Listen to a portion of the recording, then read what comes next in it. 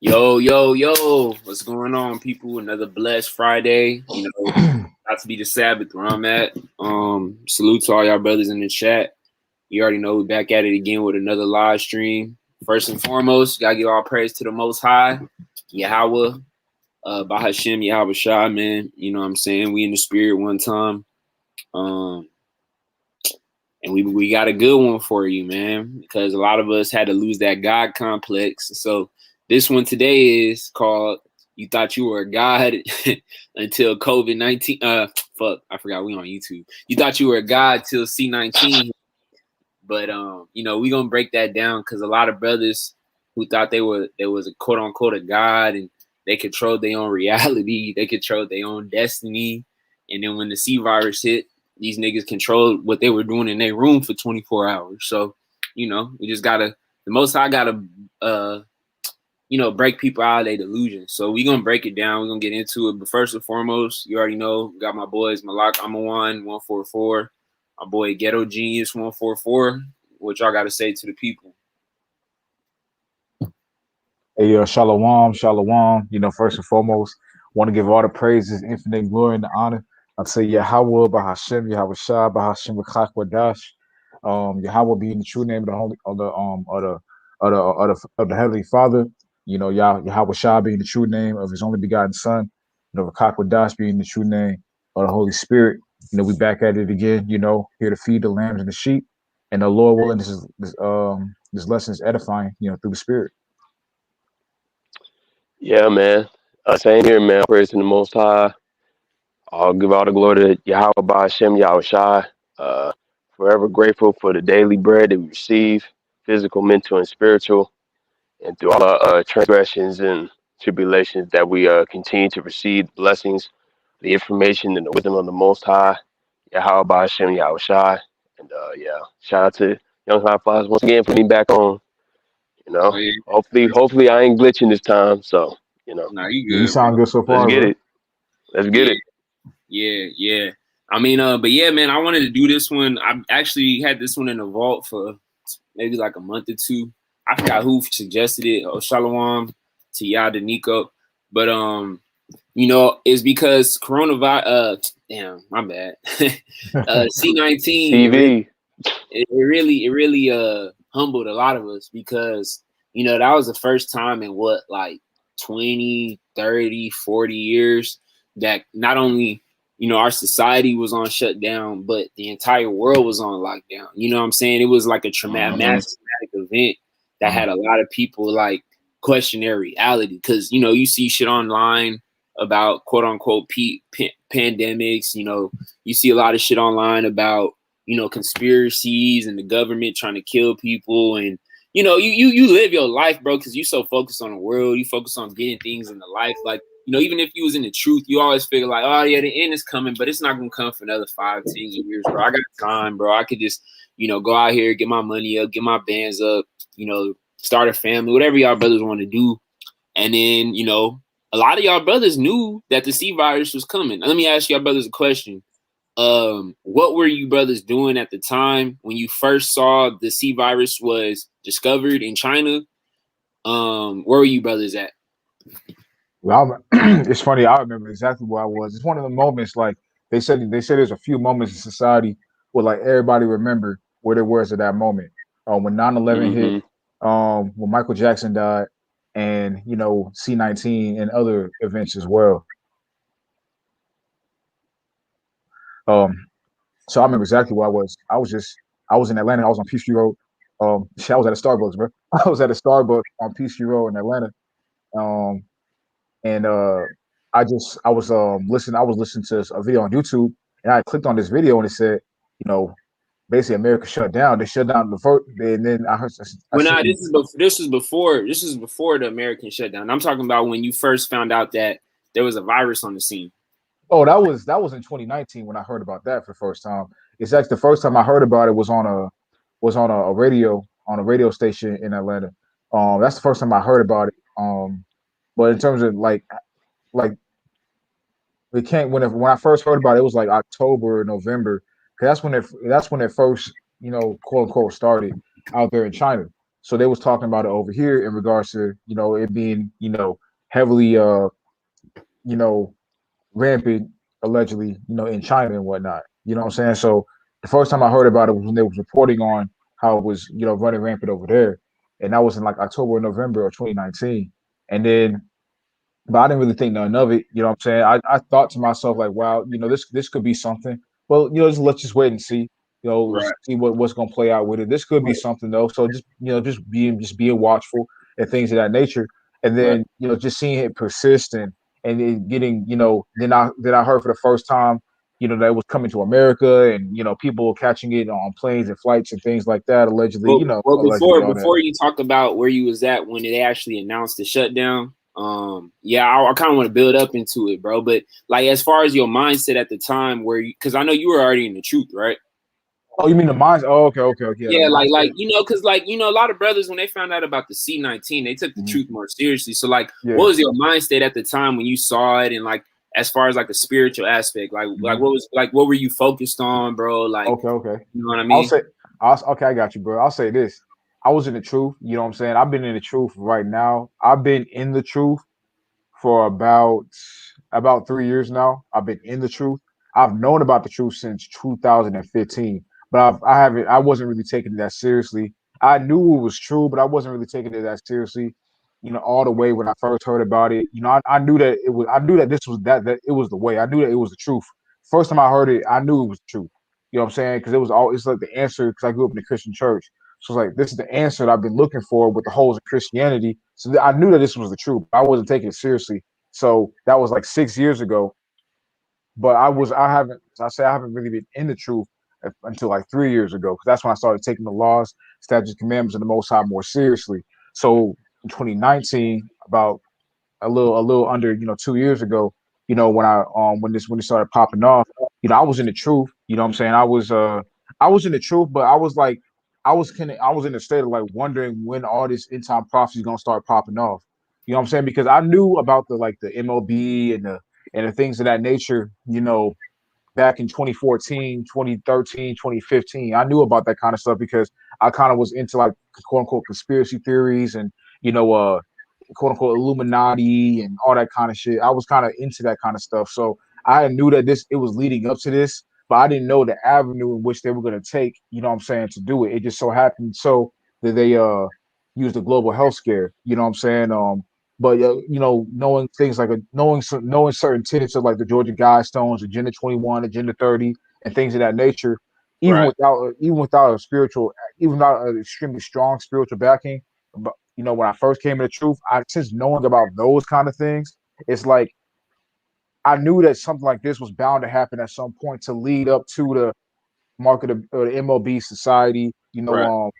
things of that nature. So when I first heard about it, it was like this might be something. I don't know if this is going to be what they're going to use to implement it, but it could be something. Let's see what happens with it. But I will say this though, once I saw this was extremely serious and in terms of from a spiritual perspective, it definitely made me take the truth a lot more seriously.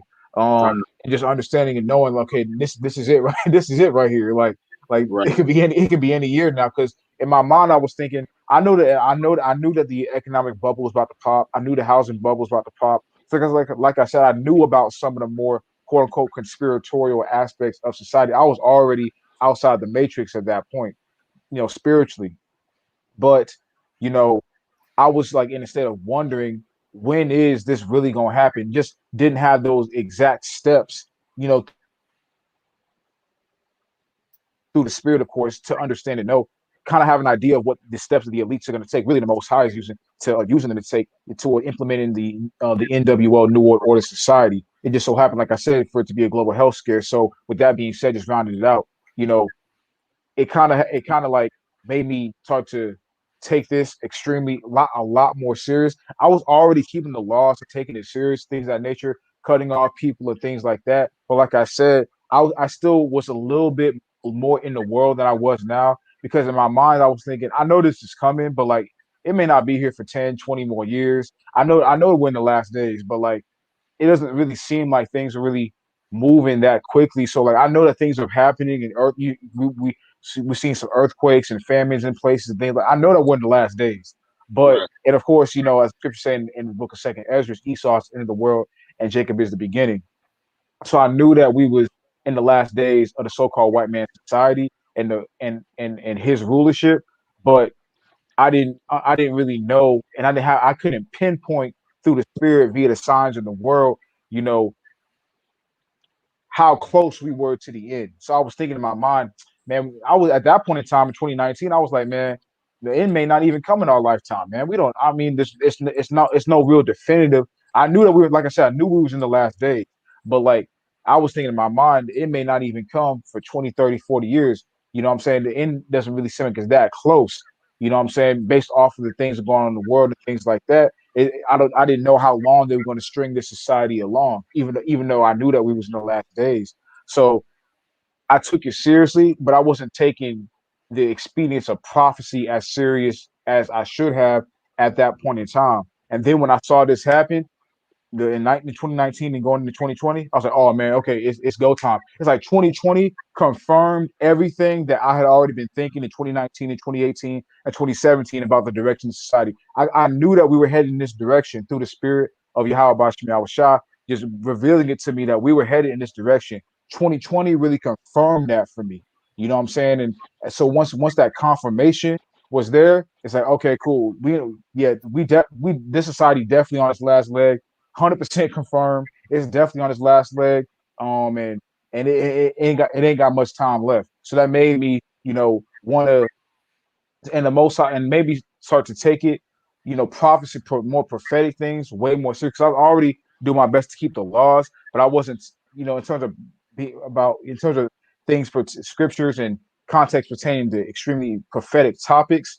I wasn't taking it as as seriously and as fervently as now. Because, like I said, I was thinking, man. I mean, we're in the last days, but like, I don't know, like we could, man, this society could be going on 20, 30 more years. So, but once 2020 happened and everything from 20 that I was thinking through the spirit of power, Yahweh Bashim Yahweh Shah, of 2017, 2018, 2019, like I said about the direction of society, it was like, okay, it's go mode. The society's on its last leg. Yahweh Shah is going to come back. It's only a matter of time before Yahweh Shah comes back. And then, before he comes back, the MOB is on the scene and he's coming back and things of that nature. So that was kind of my mindset at that point in time. Okay. What about you, Ken? Yeah. Trying to think. Cause you said when did we first heard about it, right? Just in general, what were you focused on? Were you in the truth? Were you not in the truth? Like, what were you and then how did you hear about it? And then just like before, they obviously started the lockdown. Like, what was your mindset and like what were you doing and just things like that? Yeah. Right. Well, I've been in the truth for about 3 years, through COJ's channel, and it's ironic y'all bringing this up because I had just COJ's RFID chip video. It's like really revelatory, bro. Like for y'all that if you watched before, you should always go back to that video because like I went back to that video today and I was like, man, he was really on point with this shit. Talking about the traumatic staged event and blah blah blah blah. But I was true by then, and I didn't really. My biblical knowledge wasn't nowhere near as high as it was by the time the lockdowns really started to kick into high gear. But I was in the truth. I had already kind of like studied a lot of pro truth content, things like that, like late 2019. So I believe found out. I believe from what I remember, I heard about it through a YouTuber named Jericho Green. I don't know if y'all know him, but he was just talking about the wet market, the original story, the whole wet market story, whatever. So, I just kind of brushed off because I was still at the airport working and shit. So it wasn't that big a deal to me. And then, as the weeks went by and, things started the rumors started to get bigger and bigger and bigger. I just started asking fundamental questions about the quote unquote disease, and I could never get a real answer. So I was just like, yeah, it's probably this is this So, ain't this so, is so looking. oh, go ahead, What bro. you say? No, I What was you saying. say? So as far as how did you first hear about the disease, bro? And what did you think of it when you first heard about it? Yeah, when I first heard about it, it was through that YouTuber Jericho Green I was talking about channel. He was just talking about the original because it was a big topic of his video. He was talking about the wet market, the original wet market story, bats and shit when that first came out, whatever. What was that, like late 2019, early 2020? So that's how I first heard about it. And at that point, it wasn't that big of a deal yet. So, for the most part, as most people just kind of brushed it off, whatever, we'll see what happens with that. No big deal. You just think that's just be another disease. They'll hype up in the it'll just like boil over in like a couple months and then you good. And yeah, shit. they'll hype it up or whatever, and then the rumors started to go, and the next thing you know, I would, because at when you work at the airport, especially when you work in the conferences, they got the TVs and shit always playing, and they usually got the news shit. We started seeing the stocks go dramatically down and shit. So that's when people really started talking. And for me, I'm like, okay, what is this? Like, what is this supposed to be? Like, what type of disease? These are the type of stuff I'm asking. And I can never get a real answer. So I was like, I don't what. So what is it? So in my mind, I'm like, this might have something to do with COJ's RFID chip video. He was talking about that staged event or whatever. So I can't believe I can't. No, I know. I remember which game I was watching. I was watching. I remember this like this was yesterday. I was watching. This is like I would say a week or so before the shutdowns actually happened. I was watching. It was a Sunday showcase game between the Clippers and the 76ers. And after that game went off, a lot. The Channel 2 Action News on ABC came Well, on. real quick, before you Yeah, mention yeah. what happens when it first got announced, I just wanted to set the precedence for where y'all brothers was at as far as like the true, just shit like Yeah, that. yeah. I see Oh, what you're mentally. You know what I'm yeah, saying? yeah. I feel you saying. Yeah, I was in the truth, but because at that point I was already posting like stories and shit out as I was talking about last live stream. I was already doing shit like that on Instagram and shit, Mhm. but I wasn't really when it came to like the Bible and stuff. Uh I didn't really take a dive into it until after the shutdowns happened. So because I didn't really have time. I was working and stuff. So I knew about the Bible through COJ's biblical videos, the few that he had. So I had understanding of it. It's just that I didn't have the time really to like dive into the details of it until everything shut down and everybody had to go home. So I Okay, was in the truth, but but not like I didn't, yeah, not like where I'm at now, nowhere near close. Especially okay, from a biblical perspective, no. okay, But when it comes to life and shit, yeah, I pretty much had all that figured out. okay. What about you, Uh-huh. Hitman? Oh, and real quick, salute to my bro Hitman 144. You already know you're a recurring guest. You want to say any opening statements before you tell people where you was at when you first heard the disease and like what was going through your mind? Yeah, just want to say our praise to the Most High Yahweh and His only begotten Son Yahweh Shai, Kwame Yasharallah. And when this first popped off, Well, I remember, before the pandemic though, like you know what I mean, right? When I say yeah, that, like before it first like when got you when announced. you first saw it got announced, like there's a disease, and then up to the point where they did the full lockdown and shit like that. Yeah. When it got announced, like I remember I told you brothers, my knee had got messed up when I was training for boxing, so Yeah. that was before it happened, and the Most High, it started healing back up, and I was like, yeah, man, I'm trying to. I was telling my trainer, I'm trying to fight at his event, and man, I was in the best shape of my life. I got down to 175. Mm. And I was getting ready to go amateur, bro, because I really wanted to do this. I felt like I had found my passion, and I remember after leaving the gym one day, I went home and I see Trump on the TV screen, and I'm hearing about Wuhan and coronavirus, and somebody ate a bat, and I'm like, yo, what's you know what I'm saying? Like what is going on here, bro? Like, bro, I'm trying to do my thing. Why did this happen all of a sudden? You feel me? Right? Yeah, I feel you, bro. So, but I, of course, I was in the truth. So I'm like, oh man, just like what Malak was saying, I was like, yo, okay, it looks like this is about to happen, bro. So that if you brothers know what I'm talking about, you get that fear, man. You feel the fear of the Most High, like, yeah, bro, I'm coming. I'm almost here, bro. Get you better get right.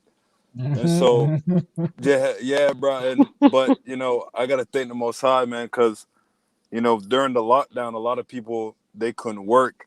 But the way I was set up, I work at a nursing home in the kitchen, and they stayed open. But it was really weird. It was like, I remember just feeling like a caged animal. Before that, just before Yeah. that, because I just want Okay. you get what I'm saying. Yeah. So, But yeah, that was pretty much it.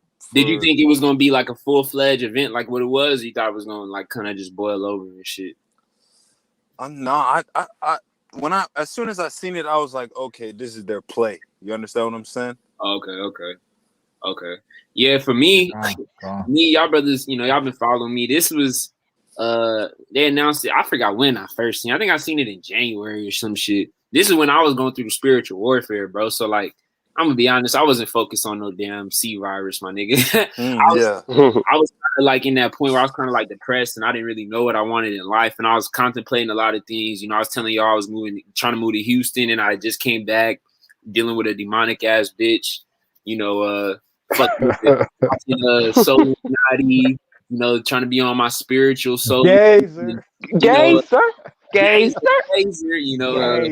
out to him, bro. But I was fucking with these orbs and all type of dumb shit. Like I was doing my young high flyer, bro. But I mean, bro, I was like Kyrie Irving, bro. Like in a sense, because my mind was just all over the fucking place, bro. You didn't shave your head, did you? Nah, never that, bro. But I was but I was all over the place, bro. But it was a lot of things when it came to like my goals. Like I was gonna start this job at Solar, and niggas like, yeah, nigga gonna make 250,000. So I thought I was on some big shit. I got my weight up and all these things. And then long story short, when Kobe died, it led me on a rabbit hole down to getting a true understanding. I was watching COJ shit. So I remember the C stuff was on the screen, and they was talking about Trump said a man from China flew and it was in America. But I'm gonna be honest, I was not focused on that shit at all, because that was when the Most High was revealing himself to me in regards to like the truth and who I was. So I ain't gonna lie, nigga. I had took a full month out away from everything. And I said no porn. I said no women. I'm not gonna go out. I'm not gonna do no drugs. I'm just gonna focus on being in a good mind state and getting an understanding of this truth. So different from y'all. Y'all were kind of already in the truth. This is when I was like brand new, and I didn't really know much. So just because I went last, I'll go first. So whenever they announced it, I think I was watching the Lakers play. I think the Lakers was playing like the Clippers or some shit, and it was around the time right after because I did a whole month of monk mode. So I was like, okay, I'm right. I understand the truth. I understand these people worship Satan. I understand I didn't understand much about the scriptures, but I knew that, about the true identity of the Most High. Like, okay, the Bible is real. Like, okay. And then I remember them niggas was like, oh yeah, we need to shut shit down. I'm like, what? I remember that nigga Rudy Gobert. That's who it was, bro. Yeah. He was like, oh, this is a fake virus. He was touching shit. Next thing you know, he announced it. And then the next day, all these people shut down. I'm like, what the fuck? And then I remember, bro, I ain't gonna lie, when it first got announced, I was kind of worried and shit. But because, like I was like, yeah, let's go out. And then my homie's like, nah, bro, I'm gonna stay in, bro. This shit looks serious, blah, blah, blah, blah, blah. And I was like, damn, like everything, was fucking up, man. And I was like, damn, I don't know what to do, bro. So, I was just in the house and shit. And honestly, I didn't really understand what it was all about, because I was like still like extremely new to the truth. But based off of what they were saying and how people were reacting, I could tell it was like some type of manipulation and whatnot. I didn't know about the Georgia Guidestone and none of that. But, I had something over me that was like, yo, this shit is bigger than just some quote unquote, pandemic. You know what I'm saying? And I remember I made a video. It was talking about the real truth about the C-19. And I said in the video, is like, I don't know, something's been calling me, like, telling me between good and evil. And, I got to choose the right side. Like, I don't know what this shit is about, but I just feel like, and y'all could watch the videos. It like came out last year, I think in March. where I was talking about like my experience with spiritual warfare, and I was explaining how there's good, bad, and in the middle. And I was like, yeah, like this shit is like between good and evil, bro. And I was like, I don't know much about it, but I know I got to stay on the right team. And then I mean, shit, just got more and more in the truth. But what about y'all, bros? Once you realize the lockdown and all that shit was going on. So like when Salakia. So like when the lockdowns and everything first happened, I remember where I was. Like I said, I was at a Starbucks in on PCU Road, in northern Atlanta, the northern Atlanta area. And I remember when they had announced everything was shut down. I was like, damn. Hey, this is what all right, this is what it is. All right, it's go time. Because like I said, with me personally, I had kind of already knew that the society was headed in that way. I think what it was like I had a like I said, I had a foundation of the truth. And all in terms of when I say truth, I mean the truth via the scriptures, and also the left hand path that forces that run society. I kind of already had a background in that, so I knew that still had to be something they had to do to start to implement this beast system that they're coming with right now. So was when it finally happened. I was like, okay. So I was like, all right. So this is what it is. They gonna go to the health scare route.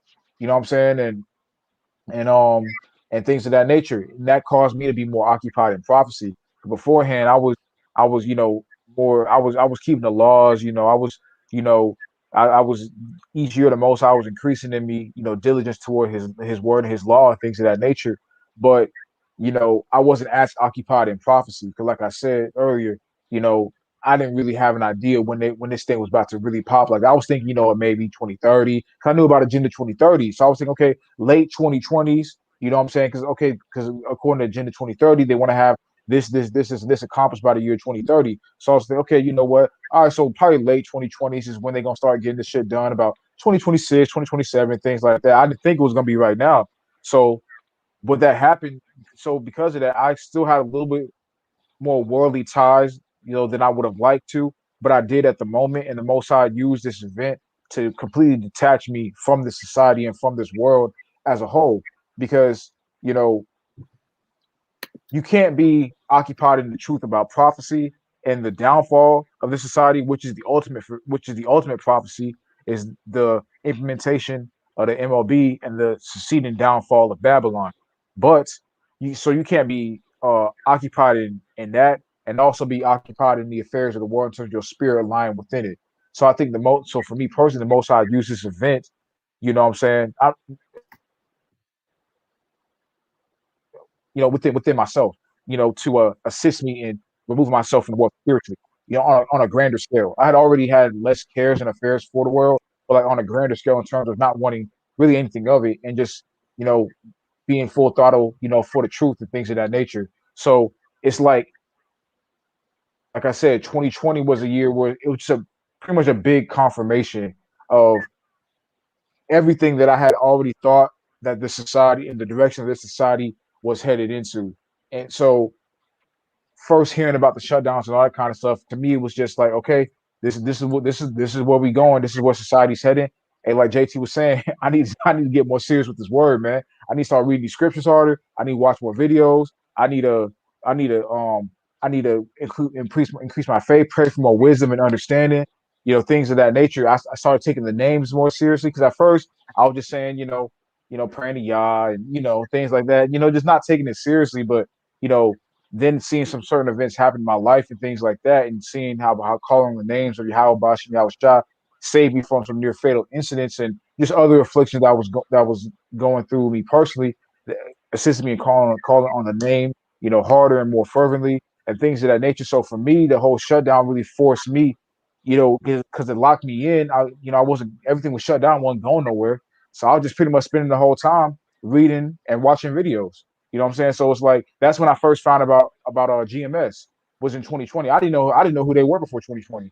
I didn't know. Only camp I knew was IUIC, and that's it. That's the only camp that I knew about. And the other ones, the ICPK too. But Right. I knew that they were false camps. So I was kind of really off on the camps because I was like, you know what, they don't have the real doctrine because like I said, I knew about what the MLB was, and I knew that IUIC, you know what I'm saying, they had some things that I disagreed with their doctrine, and clearly was in they say some things that are clearly not in the scriptures. So I was like, I was kind of off on the camps, and and things like I said, I've been to IUIC, so I've witnessed them, things of that nature, and talked to some of the people from the camp and things like that, and just they were just I wasn't my spirit wasn't vibing with them, so I was kind of off on the camps. But then that's in 2020 when I found GMS. I started watching their videos, and I started reading the scriptures more and things like that. And that caused me to kind of remove myself from this world, altogether. Because that's when I started to develop having a sense of kingdom vision instead of having a vision for this society. And I think that was a main thing for me personally that assisted me in removing myself from the world. Because a man, like the scriptures say, in the book of Proverbs, when a man doesn't have, let me just get that precept real quick. Yeah, I mean, while you get the precept too, once you read the precept too, like, do you feel like the whole situation humbled you? Absolutely, absolutely, because it showed me that, and that's another thing too. I'm glad you brought that point up because I was going to bring that up later, but since you want to talk about it now, let's get on it. You know, one thing that this whole 2020 and everything with the whole CV showed me that the spirit of freedom was a big illusion.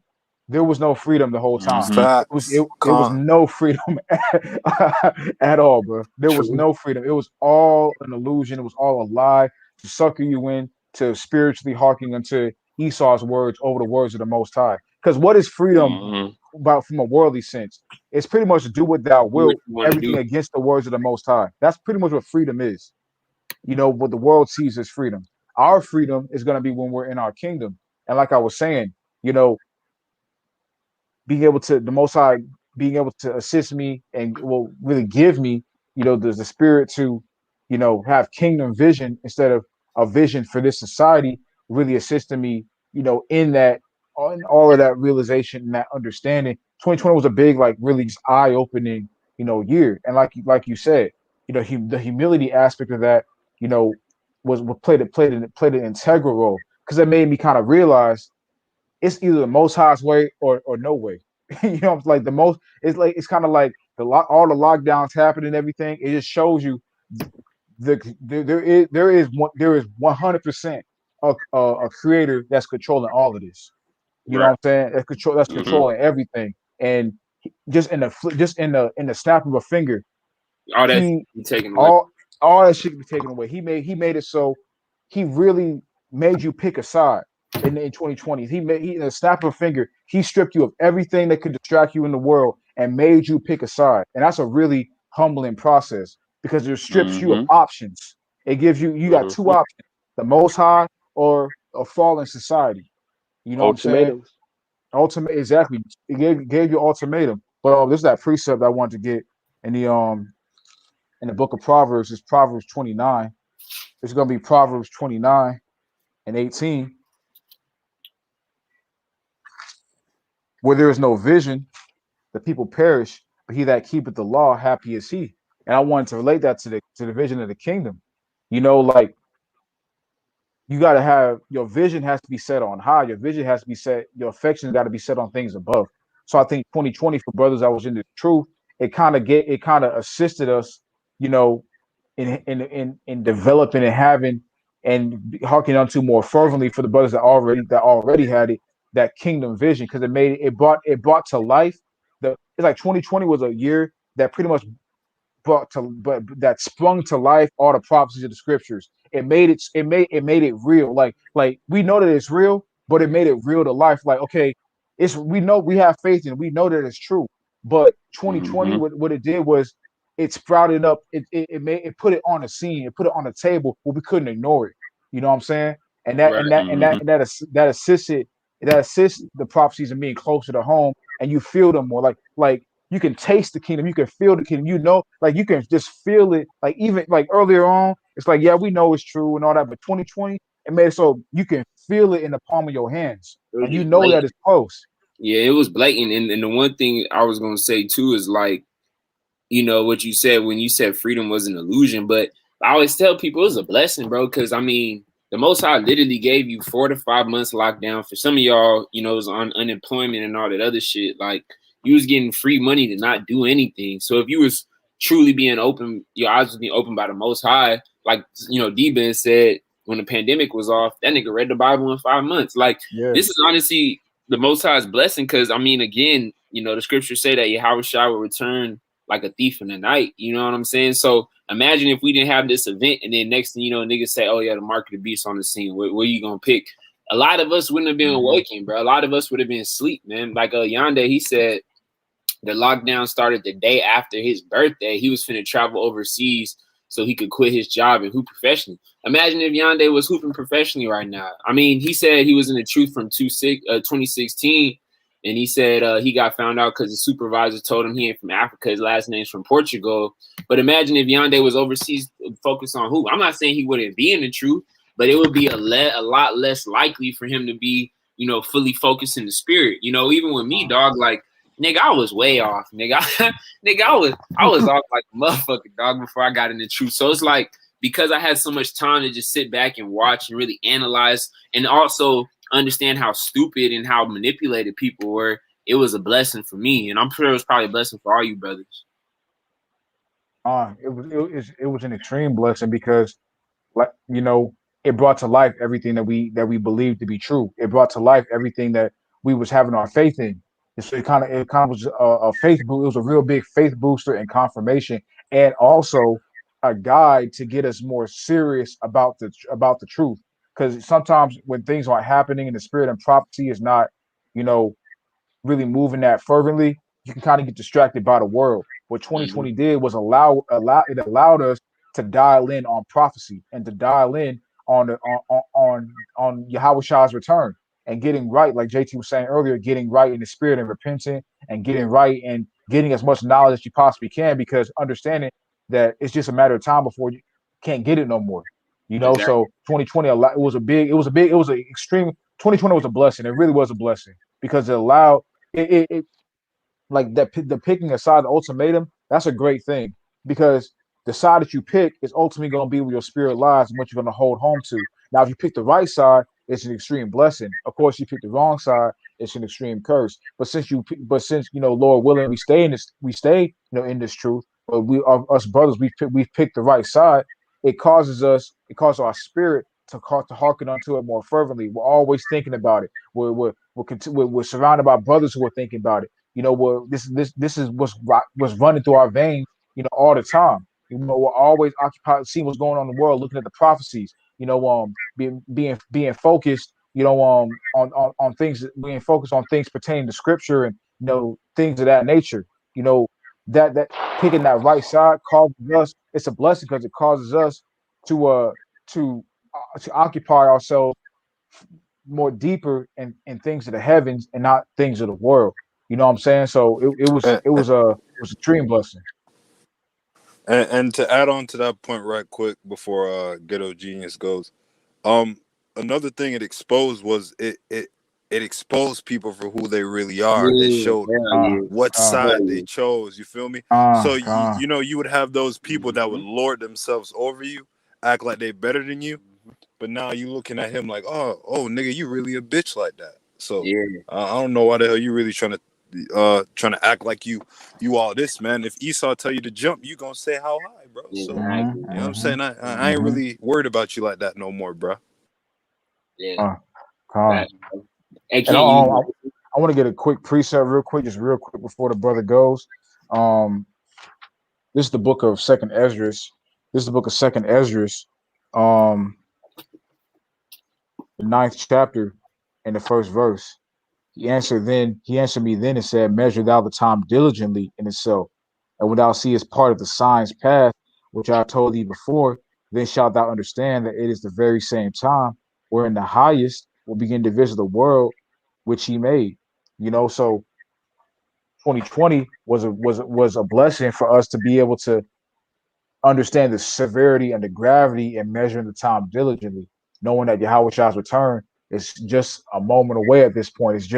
It's knocking on the door. Yahweh Shah's just waiting for the Father to give him that A-OK at this point. Of course, more things got to happen through the prophetic prophecy wise, but it's just a matter of time at this point. So 2020 allowed us to hearken unto the spirit of measuring the time diligently and not being sucked into the world, because there was no more distractions of the world. Of course, if you unless you viewed the C-19 and all that bullshit, the George Floyd bullshit, unless you view that as a distraction. But if you already had a solid foundation in this truth, you kind of already knew what that shit was about anyway. You knew that the George Floyd shit was a ritual and things of that nature, and Breonna Taylor, the how the Freemasonic ties that both of those people were had and things of that nature. Not getting too deep into it, but things like that. You kind of already knew what that kind of shit was about anyway, so you didn't really view it with the same emotional tie as the masses would.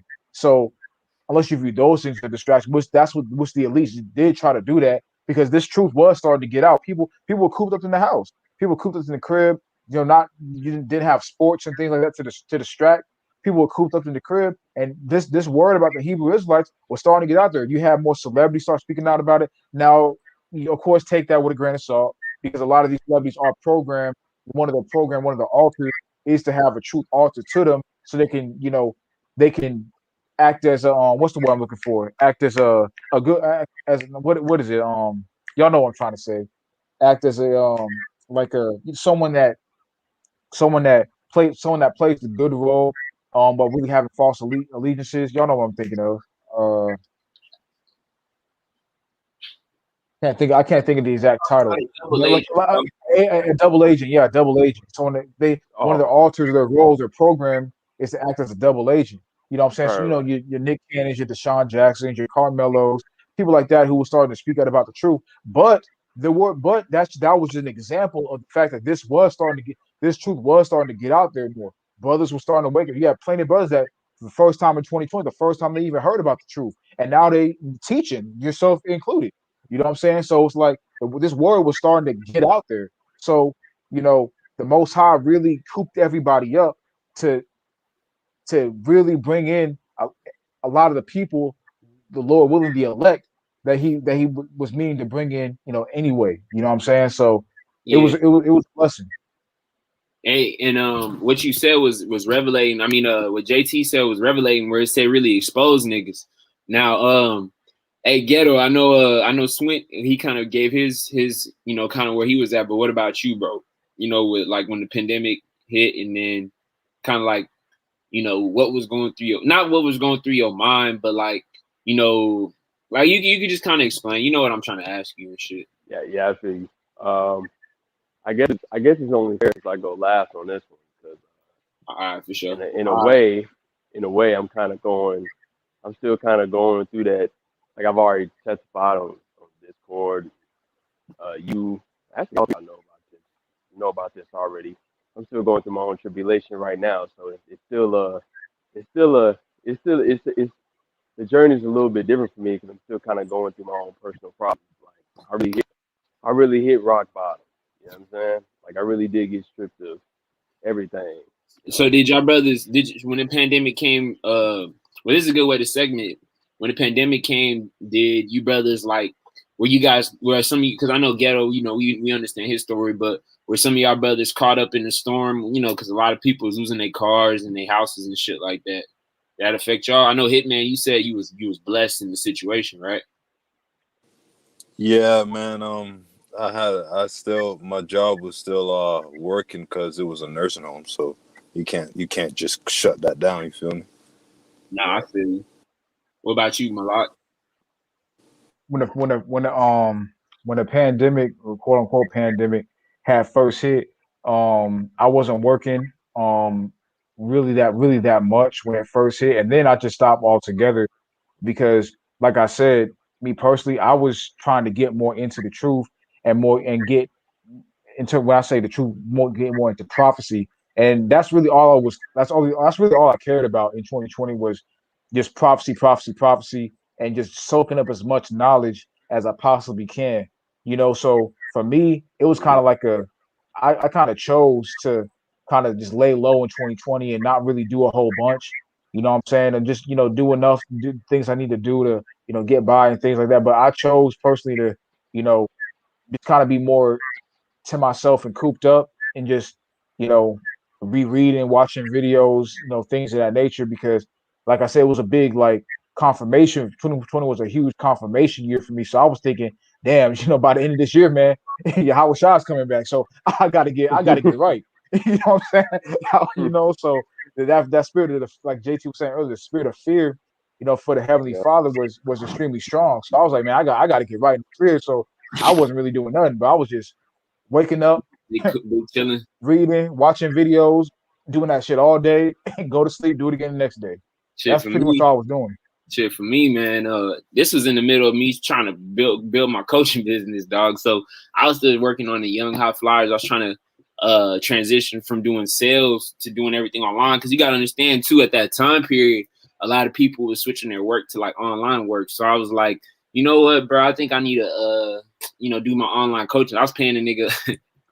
Y'all niggas gonna laugh, but I was paying a nigga $500 so I could learn how to make like 6 figures off the coaching shit every month. And I was still getting in the truth, and I was noticing, even though I was trying to focus on shit in the world, my spirit would always go back to this truth, bro. Like it would always go back. Like I'll be working on the coaching shit, and then nah, nigga, fuck this shit. Then I'll be doing Herbalife, and nah, nigga, I was doing this. So it was like the Most High, he wanted me to go back, no matter what. But this is in a time when I didn't really have any true spiritual people around me. So I was still being influenced by people like my mom, my homies, niggas in the world who were kind of trying to take me away from the truth. But that's why I always say, bro, like, if a nigga's not in the truth, it's because the Most High doesn't want him. Because I didn't know anybody who was really in the truth outside of Chronicles and some niggas on the Patreon tab, and I still was able to get to where I'm at, bro. So if somebody doesn't get it, bro, you've been trying to tell them just because it wasn't meant for them. But go ahead, Kenan, bro. I know you wanted to save the best for last.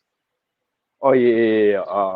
Because it's crazy. Cause when the shit happened, ironically enough, my ass was about to go on vacation for the first time in like 3 years. Paid and everything. I was about to go on a 3-week vacation and everything. Like I was out of my job. I was like, shit, I was gonna go. You know what I'm saying? You know what I'm saying? I'm finna go home and chill for the next 3 weeks and relax. You know what I'm saying? For the first time in a long time. Cause I worked. You know what I'm saying?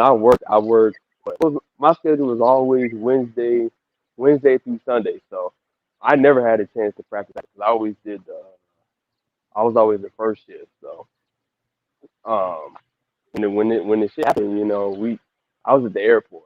So it's a little bit different. Like the airport was like the last place to like let people go.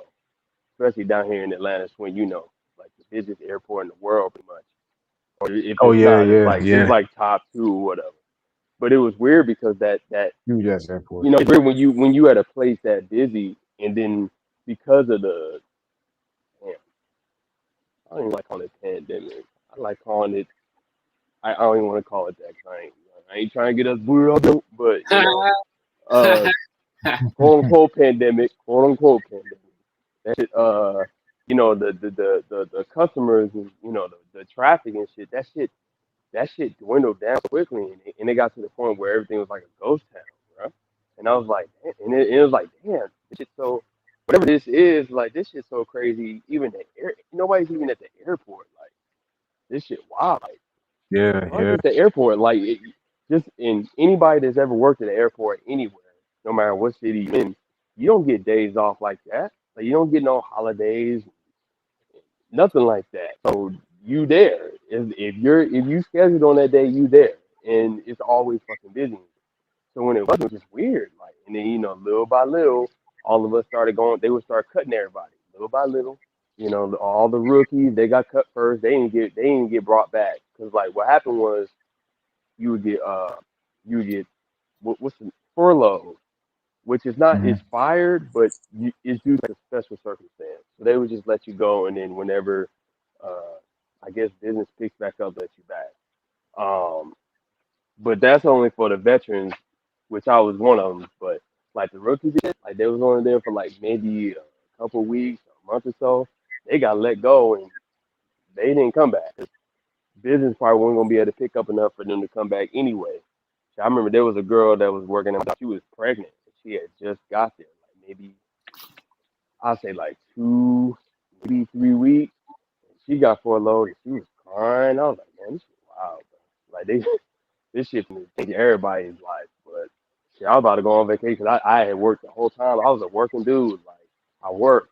And I had my own apartment, had a 2 bedroom apartment, and everything. I had it cracking, man. Just giving a little bit more of a backstory. Like I would do YouTube and I do YouTube like actually I've tried like YouTube like say like 3 times in my life, like total. And the lab had a whole office and everything. So a lot of the pro truth stuff I was able to just look it up because I basically had my own office and stuff. Like now looking back on it, my apartment was kind of fire, even though I didn't decorate it nothing because I didn't even give a shit. But like with all that happening as but I knew when I left, when I got furloughed, I was happy because first off, I was going on vacation anyway, and then I had made up in my mind that, you know what, this is my ticket out of here. Like I don't feel like being here no more. I'm not coming back because it was already understood that even though we was gonna get unemployment for, I think it was like 3 months or whatever. Which that's how long I had it for. I haven't had unemployment in a year, but they had already told us that when everything picks up, they're gonna call everybody back. I had already made up my mind that when they call me back, that shit's going to voicemail. Like I'm not answering the phone. I don't care. I've been trying to do real estate stuff for a year. I try to do other money stuff. I'm trying to focus on do other income streams or whatever. So like I'm just gonna bet on myself and and continue to be the truth and get more acquainted with the scriptures. That's the best thing about all of this.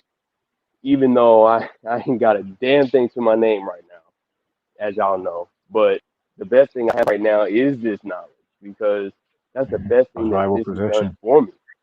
I've been able to in just to give a context behind that. Like you're talking to a guy who has not come nowhere near close to reading the Bible from front to back. Like it's pathetic. Like as you and John Flyers know, I post a lot of precepts on Instagram, but like from a reading front to back uh perspective, I'm nowhere near close. Like I know Johan Flyers, you said what book you on now? I forgot. You know You talked Isaiah, about bro. it. Yeah, you on Isaiah. I'm way behind, bro. Like, and then part of it is just because I've always had a lot of shit going on. So unfortunately, all I can do is more so like study precepts that I just so happen to come up. I haven't been able to really get a chance to like read front to back, but that's why I'm so grateful because I'm so grateful for my ability to be a quick learner and but can y'all still hear me? Yeah, Yeah, we you good, good. bro. You good, bro. But Yeah, like the what's main good? thing is like so after that had happened, so pretty much, well, like just kind of quick, like what happened after that, bro? And then, you Yeah, know, just as the years went just as the years went along and stuff, yeah, I still had the truth, I still had the knowledge, but like from an earthly perspective, shit, shit got worse and worse. Like I the unemployment stopped after 3 months. I didn't go back to job, so that was that. I believe I told one of y'all, I can't remember what I told, but they it's really a finesse when your job claims you on your unemployment shit because what they do is if you don't go back and you don't get another job, you can't get unemployment because they claim you. They claim all your information, whatever. So never got unemployment again. So I was trying to do the gift system. I know me and you, Young Flies, we talked about that. I haven't got a right, chance to really try it again yet, but I was trying that in the summer with family. That didn't work out. So next thing you knew, I was broke. I had no money. I had to go live with my sister and her boyfriend for 4 or 5 months. And next thing you know, I was living with her fiance's mama for like 3 weeks. It was just I was just going from house to house, and it was just ridiculous. And it got to the point where it was just like this. I can't get along with I can't get along with nobody because they're not on my wavelength.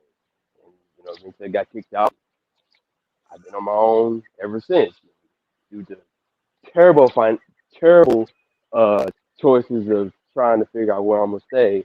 Now I'm at where I'm at, but at the end of the day, even with the little bit that I got, little clothes on my back, little food I got in my little book bag or whatever, I always keep the Most High first because at the end of the day, the fact that I know what I know is all thanks to the Most High because He didn't have to give it to me. I could be sitting out here looking as crazy as my situation is. I could be out here acting crazy, going crazy, trying to, I don't know, scare people, cause nothing but trouble, blah blah blah. You know what I'm saying? I just be at peace. You know what I'm saying? I stay patient. I stay patient and peaceful because I know that at the end of the day, something's gonna work out. And at the end of the day, I know the truth. I know I have a pretty good understanding of the bigger picture of things. So that's what keeps me. Even though I still have my low moments, big time, especially being out here all the fucking time. But at the end of the day, what perks me up, like I said in the last live stream, it's just the fact that shit still shit still gets brought to my attention. You know, the end times, well, the signs of the end times. My bad. The signs of the end times, uh, like news that came up today, which we'll get into that. I'll get into that later on as this goes on because it actually has a lot to tie with what's going on. So yeah, that's really what it is. Like I'm forever grateful because I could be sitting here looking stupid. I don't know, putting my foot in the air. I don't know, a jab and having a jab in my shoulder, doing the magnet challenge or wherever the fuck these silly niggas be doing on the internet now these days. I don't know, but Nah, I I feel be you. doing that shit. I feel you, So bro. Like, I mean, for me, that shit was hella humbling, nigga. Because while I was in the Jeep, I was narcissistic as fuck, bro. Like, I remember on New Year's Eve, bro. I remember because I was one of the niggas who always wanted to like record what I was doing for like Young High Flyers, my shit, and just other shit. And you dog, you said what?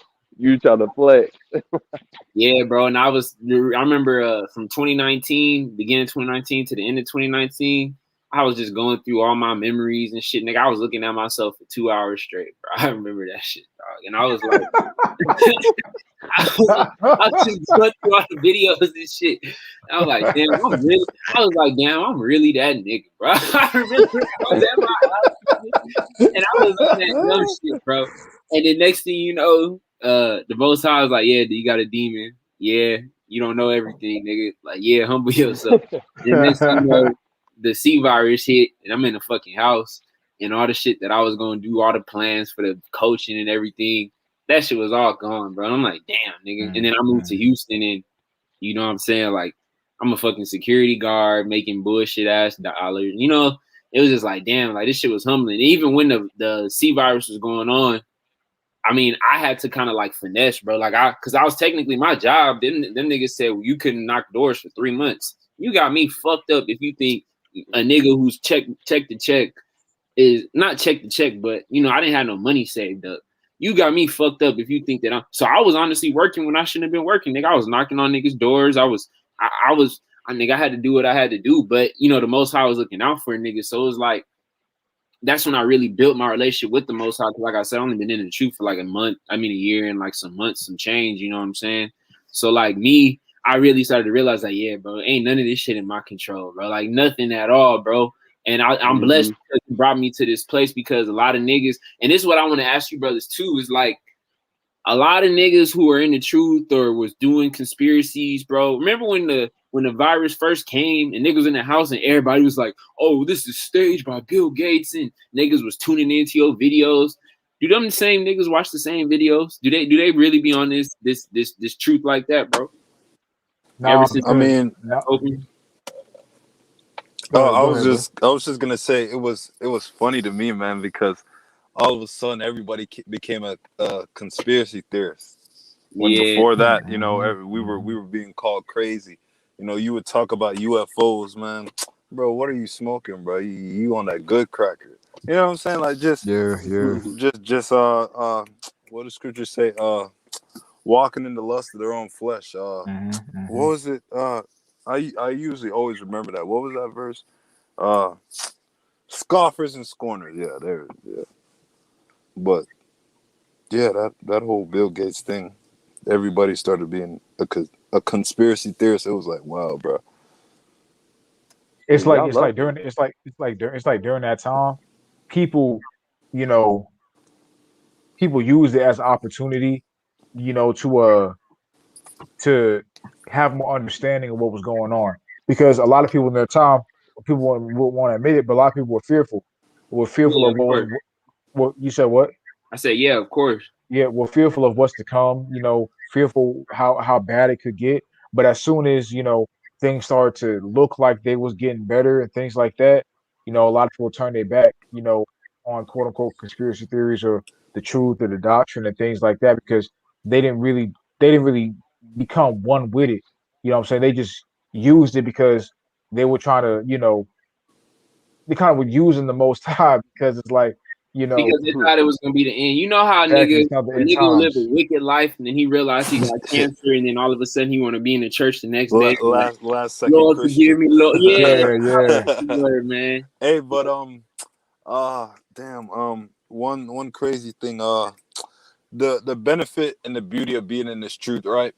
When stuff like this happened and people was all over the place buying toilet paper and All all that that other crazy stuff, bullshit. man, I was chilling. I was like, bro, like these people don't know what's in store for them, bro. Like you letting these people play with your emotions like that, bro. hmm Like hmm this truth and being under the wing of the Most High, he takes your emotions out of this world, and hmm he brings you to a higher level to be with him. You understand? It's like exactly. you're up in the air, and the people in the world are just walking down below you. You know what I'm saying? You're not moving on like Ghetto Genius said. You're not moving on the same wavelength, so you don't fear what they fear. You feel me? And that's a hmm blessing, bro.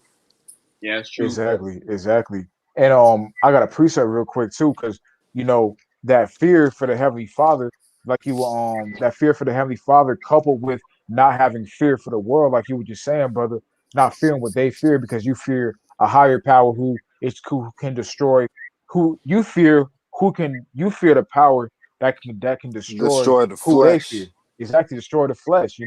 Destroy destroy all flesh, including the people that they fear. You know what I'm saying? So with that being said, you know, you feel an extremely magnificent power, an extremely abundant power, but that also right there assists you in humbling yourself as a man because now you know because since now you recognize the power which you fear and how terrible he is and how at a snap of some fingers he can shut society down completely. That assists you with your humility because you're like, damn, if I don't get right, he can do the same shit to me. You know what I'm saying? Exactly. Just at the snap some fingers. hmm But this is the book of Isaiah because Brandon was talking about earlier about being a narcissist and that pride and shit like that. You know what I'm saying? I'm that nigga and all that. You know what I'm saying?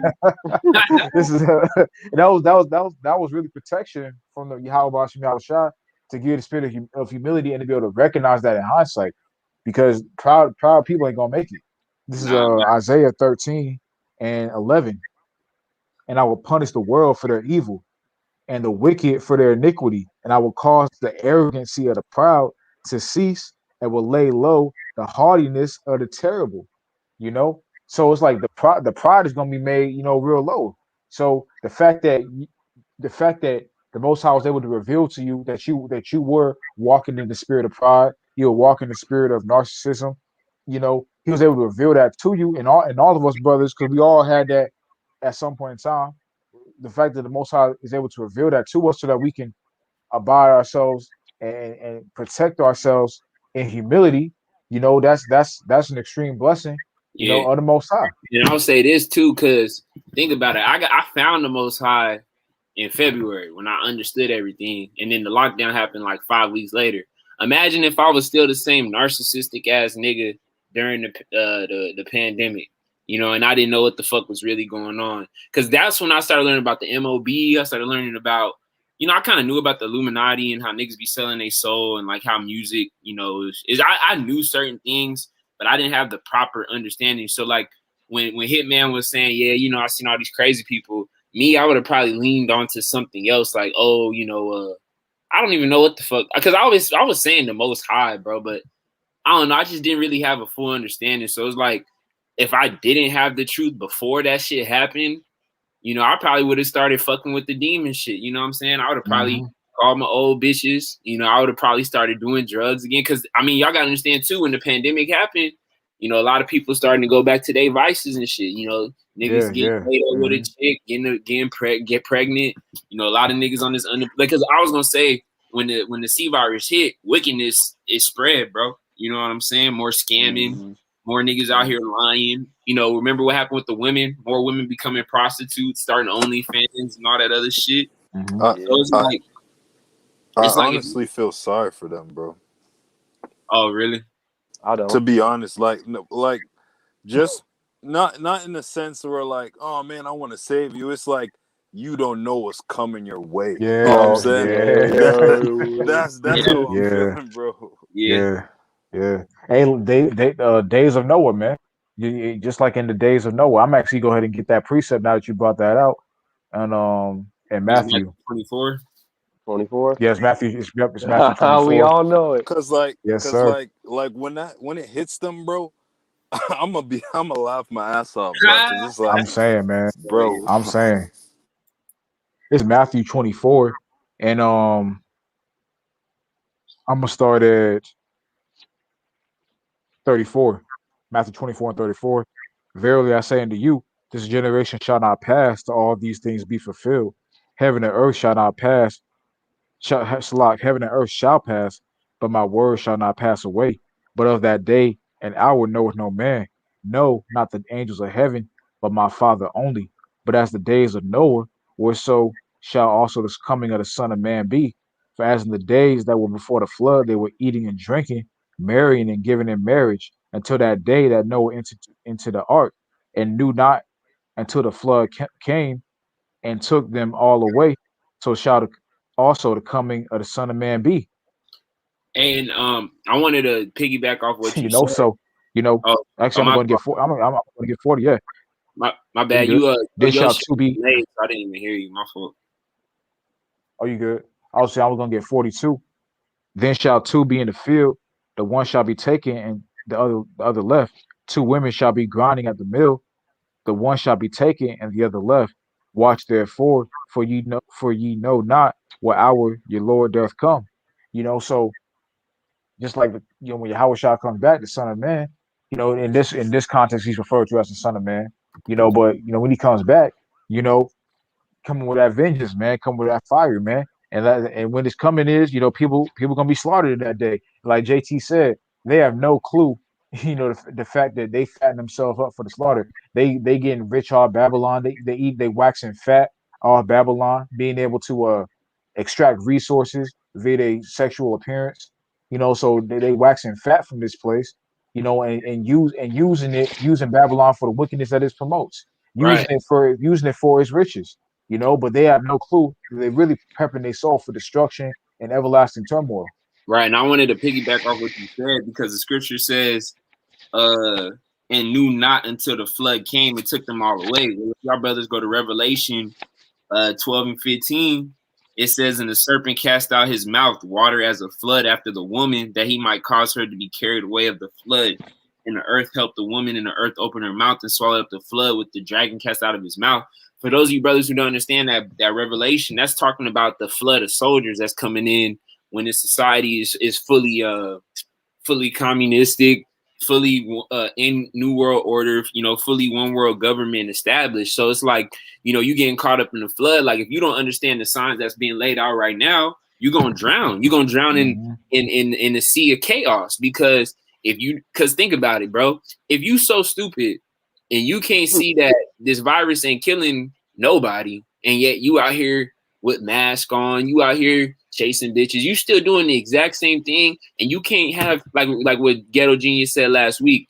He said the hard thing, or not last week on Wednesday, he said the hardest thing is critical thinking because most people don't critically think. If you can't critically think why the fuck would they do this in the first place, and you're not realizing that they have something up their fucking sleeve and you still asleep, you can't tell, especially with this virus, bro, because this is as clear as damn day, my nigga. So you're not gonna be able to see the food shortages. You're not gonna be able to see the rumors of wars. You're not gonna be able to see the surveillance system that's being set up. You're not gonna be able to see the gray hermaphrodite programming. You're not gonna be able to see none of this shit. So you damn sure not gonna be able to see the day when the famine of the word come. And once the famine of the word come, you done. You know what I'm saying? So like Hitman said, it's like showing people how stupid they are. And I'm gonna be honest, bro. like Judah said in one of his videos, as far as the saga of the Chosen, where he said a lot of y'all brothers be asking him like, why can't my parents get it? And it really showed you, like, he didn't say it like this, but it showed you how stupid a lot of people that you knew and loved. It's like me, bro. Like, nigga, if the famine of the word come, at least I feel girded up in the spirit to know that I'm gonna be most high willing that I'm gonna be all right. So I'm not really tripping like that. You know, I know what's gonna happen. Like, even me and Swim be talking about, oh, bro, food, water. I mean, bro, at the end of the day, like, that's only gonna get me so far. But it's like I got the spirit, bro. So it's like Con. I'm not really And tripping, you know. just to piggyback off what you just said, that's why the scripture says to seek out your own salvation, right? So what you're supposed to do, you're supposed to read the scriptures to convince yourself, to let you know, okay, yeah, Exactly. I'm fully convinced this Exactly. is real. Now, what we're doing, what us brothers up here are doing, you know, we want to try to help other brothers understand what we understand. So now we're trying to get deeper into the scriptures so we can help you guys, get a better understanding of what it is in there. But you know, the most important part is that you get it. It does nothing else Exactly. matters. It matters that you get it. That's what it's all about right there, man. I be trying to tell people, man, I can't nobody save you, dog. Like, ain't nobody there to lay their hands on you Con. and do it. I don't know, sprinkle some water on your head or some oil on your head, and send a prayer to the house side, and it's gonna work. No, that's not how that works. Like, not today. No, like Put you gotta get in this book, man, to the best of your ability and understand. It's more than just reading. You gotta be able to understand what you're looking at. But I wanted to get this classic precept right here, since we talking about society right now. Ecclesiastes 12. I'm gonna start at verse 1. Uh, I'm in the New King James, so it's gonna be a little worded a little bit differently. But remember now your Creator in the days of your youth, before the difficult days come. Sorry, and the years draw near when you say, "I have no pleasure in them." When the sun and the light, the moon and the stars are not darkened, and the clouds do not return after the rain. In the day when the keepers of the house tremble, and the straw men bow down, when the grinders cease because there are few, and those that look through windows grow dim, when the doors are shut in the streets, and the sound of the grinding is low, and one rises to the sound of the bird, and all the daughters of the music are brought low. They are afraid when they are afraid of height and of terrors in the way.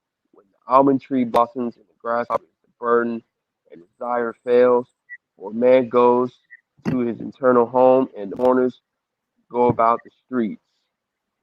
It's that simple, man. Like you gotta do this now, because I know D Ben brought it up with Malak. You almost took my precept. You almost did.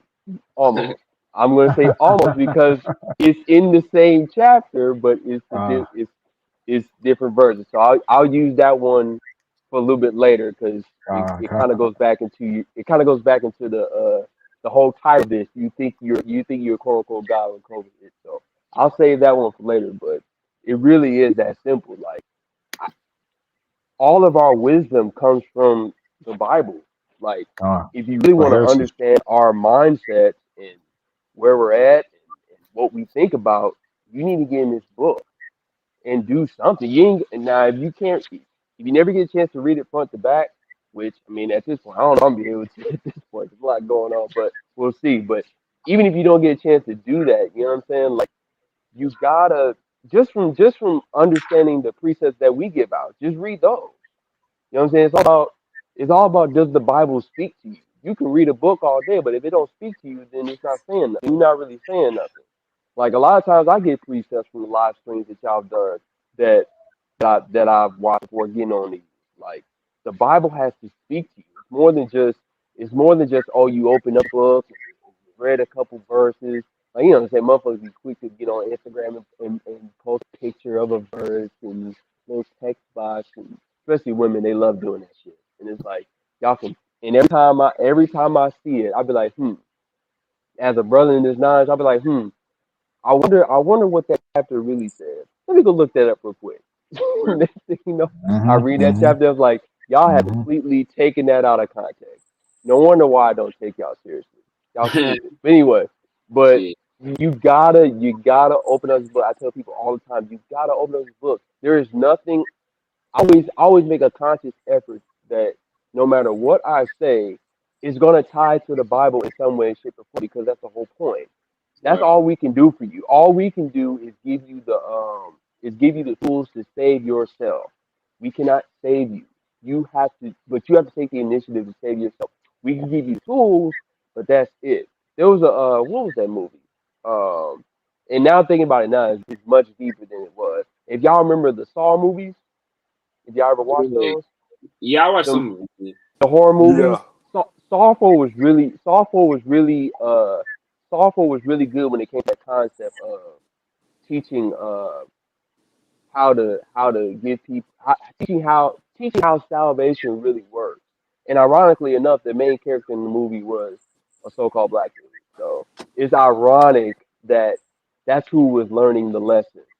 And even though he ended up failing in the end because he was too busy trying to save his best friend, which didn't work. Everybody died, but it it it really was like that. The whole movie was about understanding how salvation, just from an earthly perspective, works. Like that movie wasn't communicating on a 4D level, really, but And, just and from just from an earthly perspective, people got saved themselves, man. Like con. I know I saw people on Instagram when the gas shortages happened, which we that might tie into this live stream. I don't know, but when the gas shortage happened, I'm like, well, how come everybody's holding gas and um uh they didn't say something for the rest of us? No, Hey, nigga, was fuck it was it a you. Jake woman? Yep.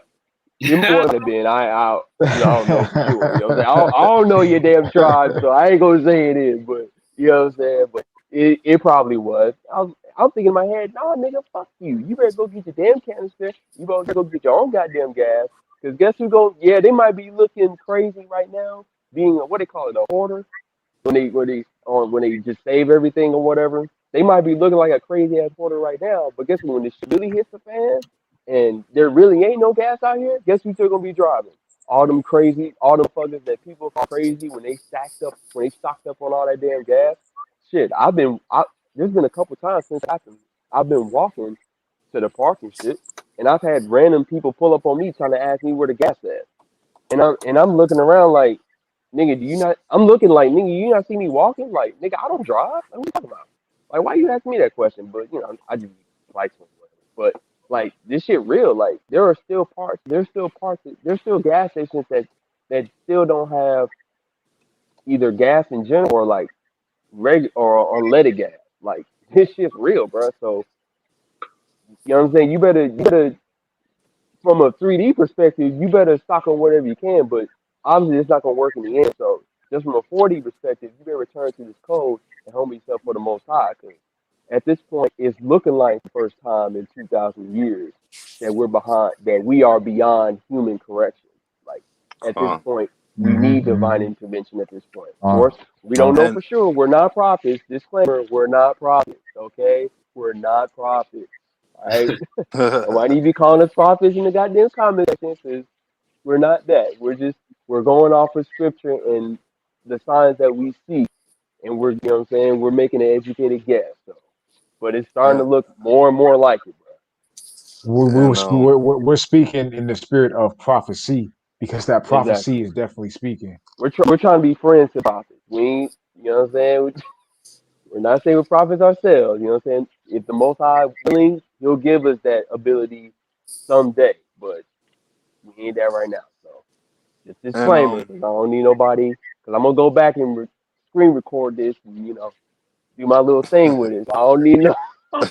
Yeah, you're gonna have someone out there say, "See, ghetto genius is trying to say that he's Pro- Jeremiah."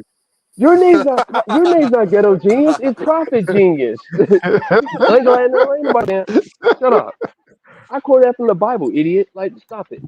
hey, No, but Hitman, what you gonna say? no, I was just gonna say, when he was talking about when y'all was talking about the Jake woman, it just reminded me how like, bro, all these women in general, like, bro, these women are really dressing like some $2 hoes, like hard body, I bro. It's mean, Absolutely, like, bro, absolutely. It's just because like the shit is getting worse, bro. Like I mean, it was bad, but it's like it was like okay before, but now like they got short shorts like showing the bottom of their ass cheeks. I'm like, yo, bro, like, and it's just you seen normal. you seen that rampantly, bro. Rampantly. Yeah, bro, I'm seeing it a lot more, and it's like, damn, bro. All hey, right. real quick, a little diversion. I'm gonna get back to that. He said, "Hey, brothers, have you ever heard of the nigga Young?" That nigga Young Pharaoh, bro. Hey, man. I ain't checked out Young Pharaoh in like a year, bro. Oh, I Young ain't seen Pharaoh. nothing from him in about a year. Yeah. I know Young Pharaoh. Young Pharaoh came out and said, I remember one time he said we're all T's. If y'all can see what I'm putting down when I say T. We're all Nah, I T. don't know what that is. Well, Bro. TR A's N Oh, you mean Y. Transformers? Yeah, well, he said we're all Transformers. Yeah. Who he Oh, fuck he wow. Yeah, said? he said he was basically saying how we're all man and woman. But That all of nigga us are man and woman. idiot, Oh bro. boy. Bro, I'm sorry, Yeah, bro. he's deep into that. He's deep into that Kemet shit though. So I Yeah, understand why he says that. Yeah, I yeah. was about to He say always, if he's like one of the main faces of Kemet, bro, them Kemet yeah, dudes are some carnal ass men, bro. Every time I hear yeah. this dude talk about Esau, bro, he's always talking about we're gonna get our guns and we're gonna shoot this down and we're gonna arrest that bitch. Arrest. I'm like, bro, what? You ain't gonna do a goddamn Ain't Man, gonna thing. do a I goddamn know, thing. right? any Facts. nigga who say he believe in Kimmy, that mean that nigga a Hamite, nigga. Exactly. Facts. You might as well be. You might as well be a Hamite, exactly. Nigga, Y'all could speaking that of nigga. Kemet too, I heard one Kemet dude one time. He said the Apostle Paul was a homosexual. Bro, what? And you know what's Okay. crazy, bro? Right. Their whole ideology revolves around that homosexual stuff. So they're Exactly. just self-projecting. And to be honest, bro, that Thank you. bro, Self projection. bro, and to be honest, bro, when they say stuff like that, it really pisses me off because, dude, when they talk shit about the Caucasian, bro, you and the Caucasian are on the same level. That Facts. Exactly. comedic stuff is what he's doing right now. All that Like, this pedophile stuff, this transgender stuff, you guys are doing the same thing, bro. And they Stop the don't even nonsense. realize that the Caucasian is the is the Pharaoh of today. Like Exactly. Exactly. He's just Exactly. it's just the left hand side is working through the Caucasian just like it worked through the Egyptians, just like it exactly. Hey, worked through the bro, that nigga Babylonians. believe we Exactly. from Nabu and shit, nigga. So that nigga don't know what the fuck he talking about. hey, Yeah, hey, bro. Hitman. And anybody that says the black woman is a god, bro, man, get out of my Conversation. face, bro. Mm, mm.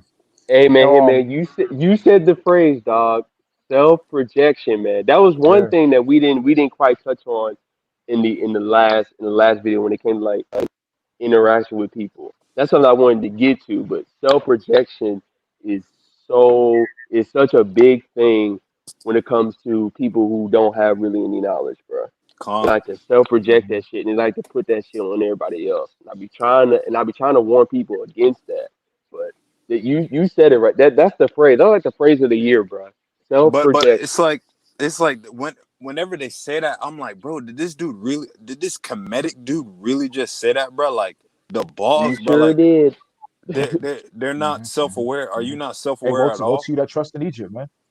Exactly. Like, bro. Facts. Facts. Facts. Yeah, but I It wanted just to makes no sense. I mean, go ahead, bro.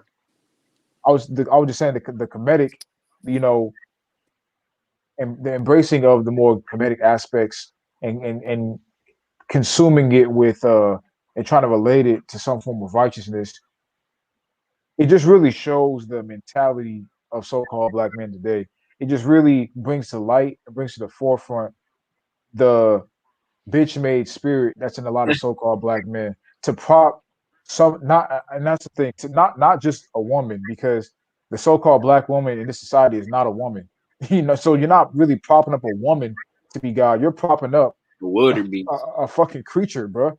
Like let's just be real. Like the Fembot. so-called black woman in this society, exactly. It's just a program, it's a mind controlled, heavily MK program creature. I mean, some people may Hey, not like and that, look, but if it's just you a true. lady watching this, if you're not in the truth, that's what you are. But if you in the truth, Pretty you can do much. a little bit better. A little bit. Exactly. Exactly. Let's just be real. They speak the same talk. They all speak the same talking points. They all speak the same language. You met one so-called black woman, you done met them all. You know exactly what they're gonna say when you say certain things. You know exactly the response they're gonna come with, the neck rolling, the phrases that they're gonna use. You I pretty much roll. met your eye roll. You pretty much done met all of them. So the prop that person who doesn't even have righteousness themselves and who doesn't even really hearken onto a form of power themselves, they get their power from the so-called white man giving it to them. To prop that person up Exactly. as a god really God. shows the bitch made mentality in a lot of so-called black men today. And Hey, yeah, hey, and I hey, was just. Oh, go ahead, bro. Go ahead. I was gonna say that the relationship. I just thought about this. The relationship between the so-called black man, so-called black woman today is like Krillin and Android 18 and Dragon Ball Z. Yeah, Because bro. I was about to because speak on that Krillin. very topic.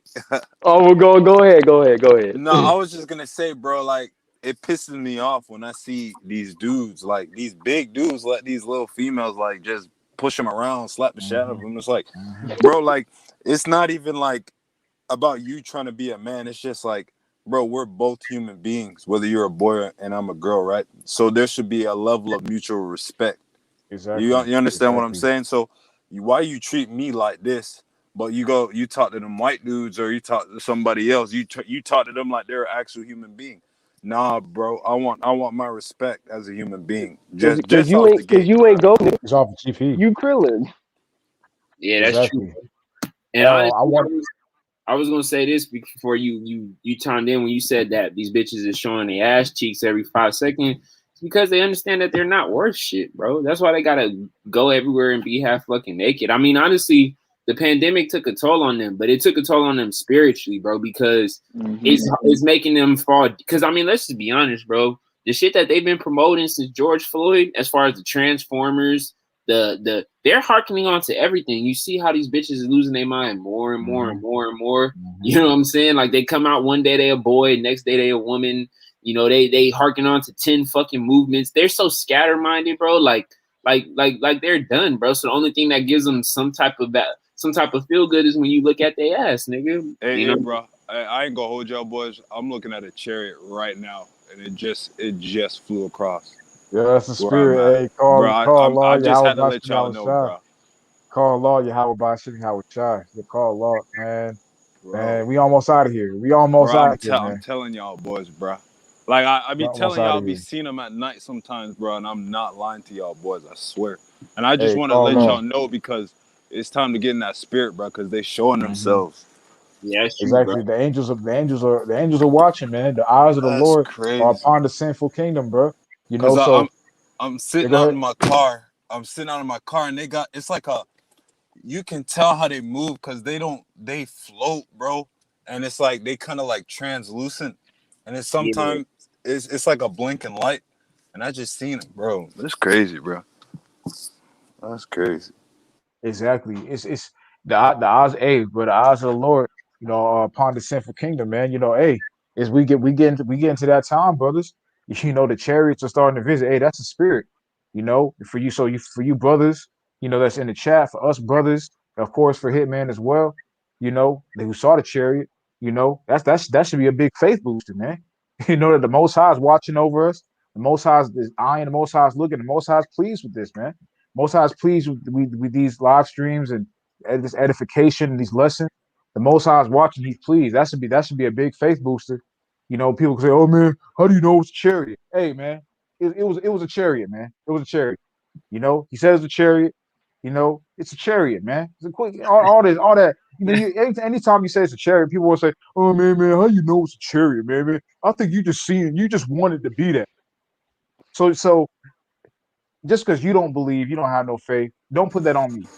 Yeah, You know what I'm saying? Don't. and Akram, he not talking about you. He's just talking in general. Because I know I put the could you turn the camera. He wasn't talking about you. No, I didn't mean you. No, No, no, no, no. no, no.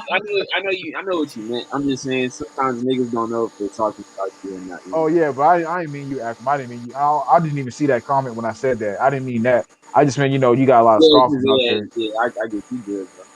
But you know, it's that Bro, what the fuck? you know, that just shows the Most High, you know, is pleased. The Most High is you know, the brother JT saw a chariot. You know what I'm saying? We see a chariot sometimes. Wait. It's like we don't need that, what I'm saying, to stay in the faith. But we definitely, when the Most High reveals those to us, through the and this time he revealed it through the brother JT. Yes, that's a big faith boost. It's like we don't need it to be in the faith because we believe in it. But it's like when the Most High does, it's like the Most High is doing us a solid, to show like, hey, I know that you keeping my word. You know what I'm saying? I got you. Just be patient. Just wait, and you're gonna be on one of these soon. You know what I'm saying? Lord willing. So, call lawyer how about you? I was shy. The brother JT noticed that. Yeah, bro. But I But mean, just getting back to what we were saying. I just want Oh, to bring out. I want to bring out a preset real quick. Nah, the Uh, camera too dark, bro. I can't turn it. It's too dark, and it's like a front facing camera, so you they good? don't let me switch. Yeah. Oh, you good, bro? You good? Hey, man. The fact that you saw that while we was having this conversation, and we in the spirit. Hey, man, that was the most I wanted that to come out. You know what I'm saying? So it's like, hey, you just have faith and believe, man. The Most High didn't put that in you to see the chariot for no reason. The Most High clearly wanted you to see that, so you could bring that out as a faith booster to all of us brothers. So Mm-hmm. that's the spirit. You know what I'm saying, and Absolutely. to yourself as well. But I want to bring out this precept. This is the book of I just want to bring out three precepts. The first one I'm gonna bring out is Jeremiah the sixth chapter. This is Jeremiah the sixth chapter, and in verse 28. They are all grievous revolters, walking with slanders. They are brass and iron. They are all corrupters. Their bellows are burned. The lead is consumed of the fire. The founder melteth in vain, and the wicked are not plucked away. Reprobate silver shall men call them, because the Lord hath rejected them. And this is speaking in regards to, I'm saying, how the Most High is judging Jacob, man. How the Most High, what I'm saying, is about to enact vengeance, on Jacob, be it for being slanders, what I'm saying, for being corrupt, what I'm saying, for being inevitably corrupted, because like I said, like it says, like brass and iron, which brass and iron, that's also referenced in Isaiah the 30th. I think it's Isaiah the 30th chapter. No, it's not. No, it's not Isaiah 30. It's Sirach the 12th chapter. It's spoken about that reference is used in Sirach the 12th chapter in regards to the wicked, in terms of how the wickedness, they would be inevitably wicked, as rough as brass, iron rusted, so does his wickedness. Just basically going to, it's inevitable. Same thing for Jake, man. Inevitable, what I'm saying, slander, coming against the doctrine, what I'm saying, corrupting the doctrine. It's inevitable because Jake refuses to hearken unto the ways of Yahweh Bashim Yahweh Shai.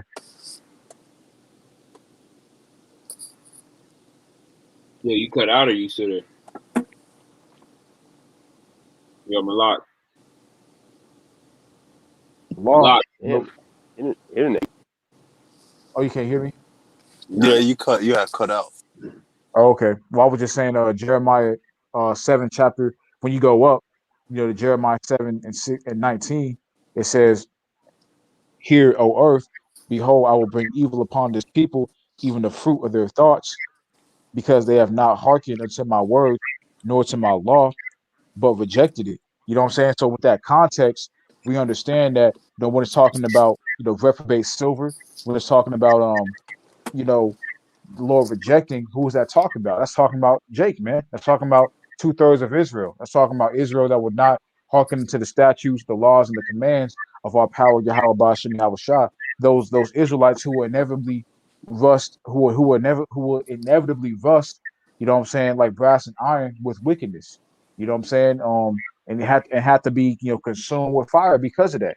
So a lot of our people, we going into that God complex, a lot of our people have, that really stems from them not wanting to keep the laws and the commandments of their God. So they don't respect their God, and they think they're their own God. Really, they reject the Most High's laws because they want to give themselves their own set of laws, statutes, commandments that they're going to live. They're going to govern themselves on, to live on, and things of that nature. That increases that God complex, in people, man. But there's a consequence with that. You know what I'm saying? Of not being diligent, to the Lord's law. And that's being consumed with the fire, man. So 2020 was supposed to be reserved to be a big wake up call to people. But unfortunately, A lot of people are, things,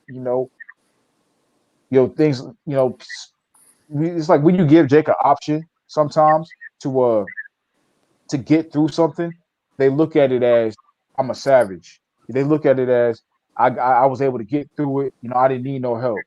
They look at it as, look at me. I got through it. A lot of people kind of struggled in 2020, but some people were able to get through that and still keep on and keep going. But a lot of people have the false illusion that they got that was themselves, you know, doing this, that, and the third on their own and with no spiritual help. So that increases the God complex, you know, when it was really supposed to be a wake up call to get serious with the truth and get to know your true power, But unfortunately, you got 2/3 of Jake, you know, who who ain't gonna do that. You know what I'm saying? Who have that God complex and still think, regardless of the fact that basically in a matter of months now, the elites of society are gonna be telling you that in order to do anything in the society, you gotta put an artificial substance into your body to be to be deemed as safe to be around people. You despite all that, you still think that you are some kind of God and you have power over your own life in regards to higher level spiritual matters. It's Yeah, it's I it's be really a telling spirit of delusion. I be telling niggas, I'm like, bro, if you a god, bro, then why didn't you stop COVID from happening? Because niggas be like, Exactly. Exactly. niggas be like, I manifest everything in my life. See, nigga, you Bro, been in I'll the be house like, for 6 months. You said what? no, I'll be like, bro, you wake up and take a shit in the morning just like everybody else, bro. How you a god, Amen, dog? bro. Like, and that's the thing, bro. It's like niggas just don't want to be humble. Like even what Anthony says is ridiculous. They have no idea what they're getting themselves into. Astrology is satanic. It's like you tell it like people just want to lean onto their own understanding, bro. They just don't want to understand a higher power, bro. They don't want to understand the most Hmm. high, bro. And at the end of the day, that's what all these other religions are, bro. It's just so it's either deceiving who the most high really is, or it's the belief that you understand that you're a god, or your power, or you manifest everything, and to the point where you're gonna be manifesting the mark of beast, the MOB in your fucking forehead, nigga. So I mean, hey, bro, when you niggas had that MOB in your head because you thought you was a god, I'm gonna be like, congratulations, my nigga, you manifested fire and brimstone, nigga. Exactly. Hey, real, I real, mean, real shit with that, bro. Because like it says,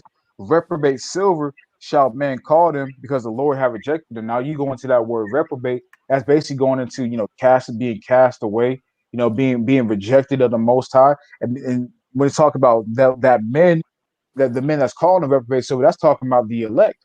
The elect men are gonna, be view them as reprobates because they, like you said, they manifested fire and brimstone being consumed with fire unto them by not, by having not by being by having access to the ways of the Lord and the knowledge of the Lord. Because this knowledge is out there, like it says in Daniel, knowledge shall be increased. It says in the book of Romans, the first chapter, that let me just get it real quick. It says in the book of Romans, the first chapter, uh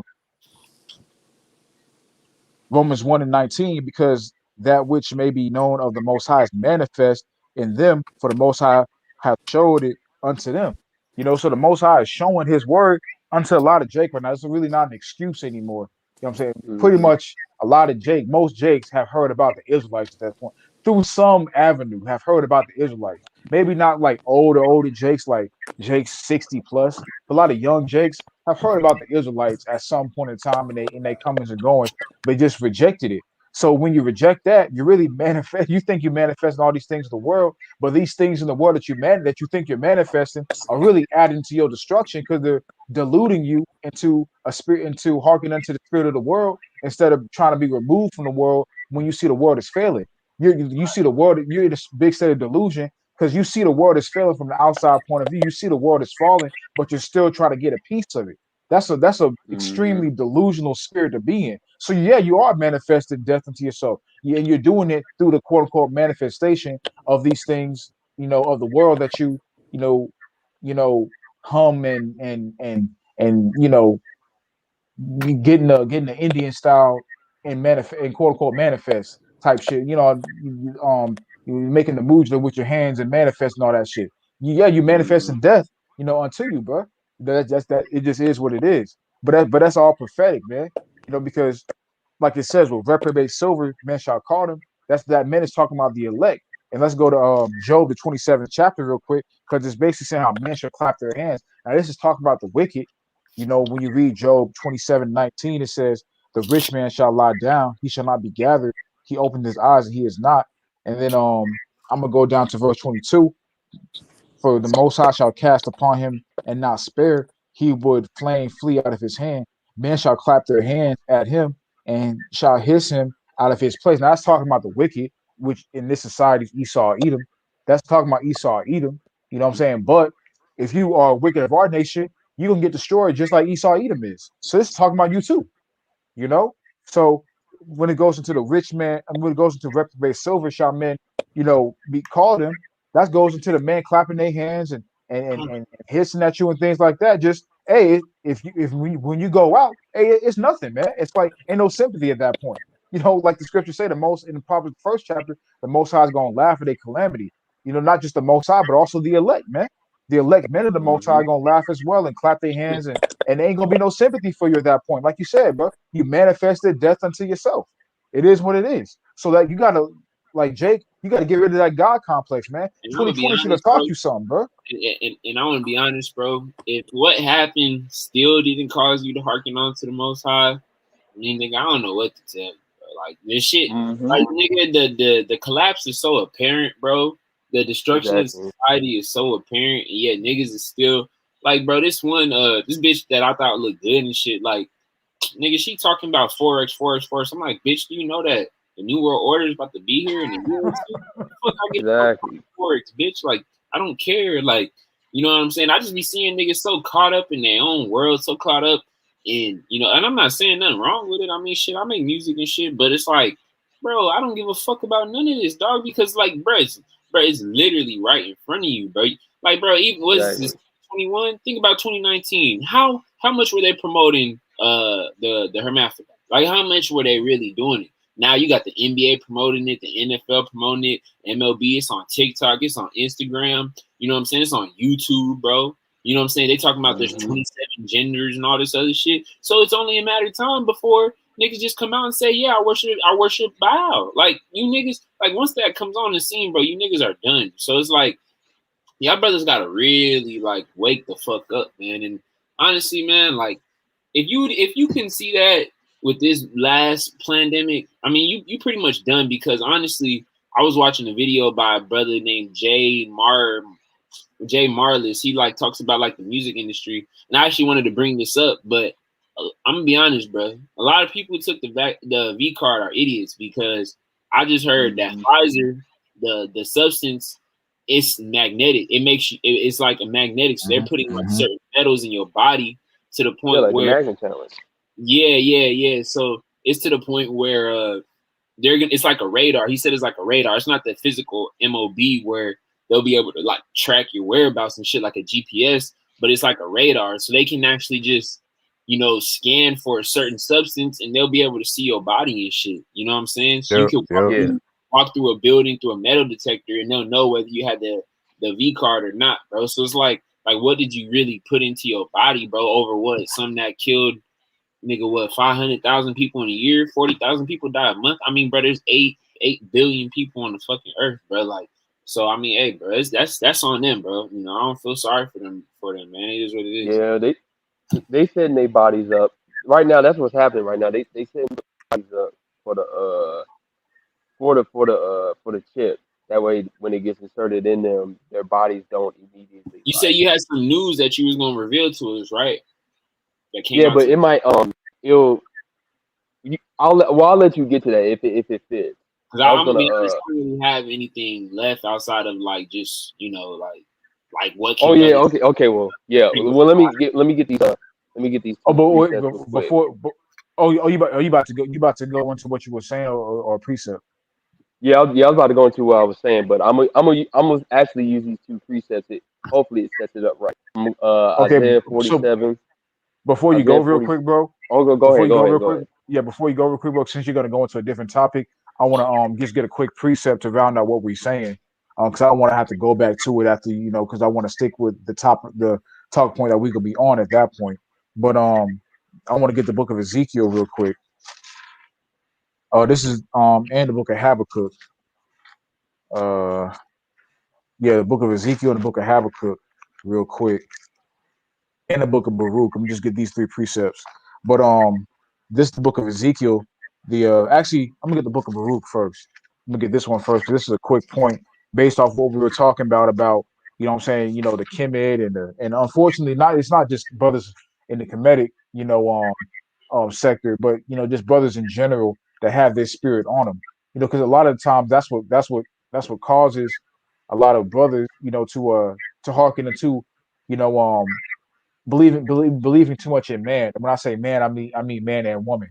No, in terms of the two sexes, but believing too much in man, you know, and thinking that man is a deity, thinking that man, in terms of woman, is a deity that should be worshipped and things of that nature. That also causes people to have a godlike complex, because now you're thinking that a man or a woman in this instance, but a man in terms of like the woman coming from the man in terms of fleshly, so on the earthly plane, can be viewed as a deity.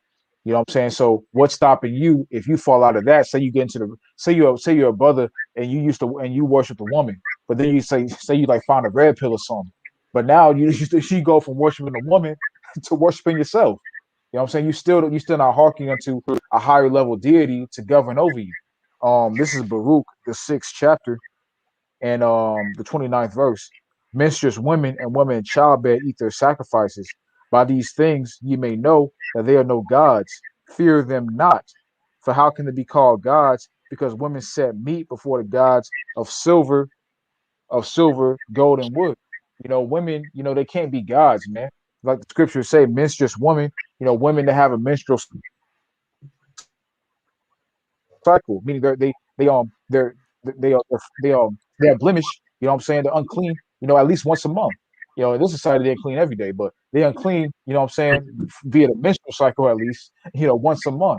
You know what I'm saying? So by default, like when we go into our law, into the priesthood and all that, we couldn't enter the temple with a blemish, man. You know what I'm saying? So now that our bodies are the temple, you know what I'm saying? Not saying we're gods, but are not our bodies. We are gods, but not saying we're the Most High. Not saying that. You know, not our bodies are the temple, is a temple of the Most High. Women, they suffer blemish, via menstrual cycle, once a month. So they can't be on the level as men in that way, because men don't have that period of uncleanliness once a month like they do. Um, and just going into they like it says, setting meat, what I'm saying, before the gods of silver, gold, and wood.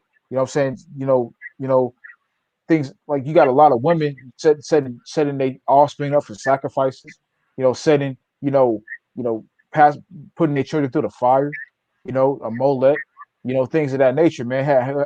Or even women who don't do that, they see no problem with women that do. So they can't be a god to you, man.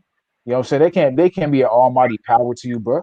Like stop it with that. And like I said, just the process of deifying her was to say that you fall out of that spirit, say the Most High brings you out of worship of the woman, but because you don't view him as the deity that brought you out of that, now you think you did that yourself, and now you worshiping your damn self. So you still viewing man as a deity instead of viewing the Most High as a deity. But I just wanted to get that point real quick.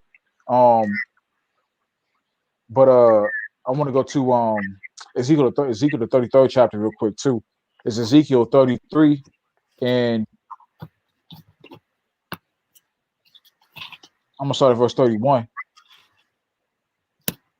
And they come unto thee as the people cometh, and they sit before thee as my people, and they hear the words, but they will not do them.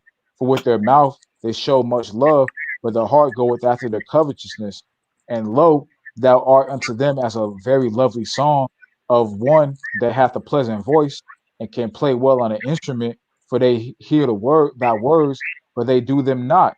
And when this cometh to pass, lo, it come, then shall they know that a prophet hath been among them, you know. And like King was saying earlier, we're not Ezekiel. You know what I'm saying? That's not us saying that we Ezekiel. You know what I'm saying? It's just the word prophet goes into a seer, man, just relating it to the context of this was talking about ancient Babylon, but relating it to the context, of today, because these are twofold prophecies, because we see them happen in modern day Babylon as well. That's how we know it's a twofold prophecy. You know, but like it Mm-hmm. says, they hear that they hear it with their mouth, but they don't do them. A lot of people, what I'm saying, during the whole, shutdown and all that type of shit, they was hearing the words of the Heavenly Father via YouTube, via maybe they knew some brothers, maybe they came across a camp on the street or some brothers preaching on the street and things like that. They were hearing the words, but going back into the world shows that, you know, how a lot of our people, just seeing how a lot of our people have gone, into the world now, have left the truth to sup with Babylon, to sleep with Babylon, to fornicate against the Most High spiritually. It's showing, that they weren't really doing it. They weren't really, abiding by it. It wasn't really that strong in them. And you can say that because you see brothers that got the truth in 2020. You see brothers that have elevated the truth, and brothers that have departed from the truth. So You could tell, bro. You could tell a nigga who's really in the truth is when the lockdown was happening. Was a nigga asking for the MOB to be on the scene or for things to go back to normal? Real shit, bro. Real shit. Mm-hmm. Real shit. If he I was Mm-hmm. wanted actually that like MOB to normal, come so fast, bro. but I'm saying, bro, I'm like, it can't come quicker enough, bro. Like I'm saying, like this year, please, Father, please.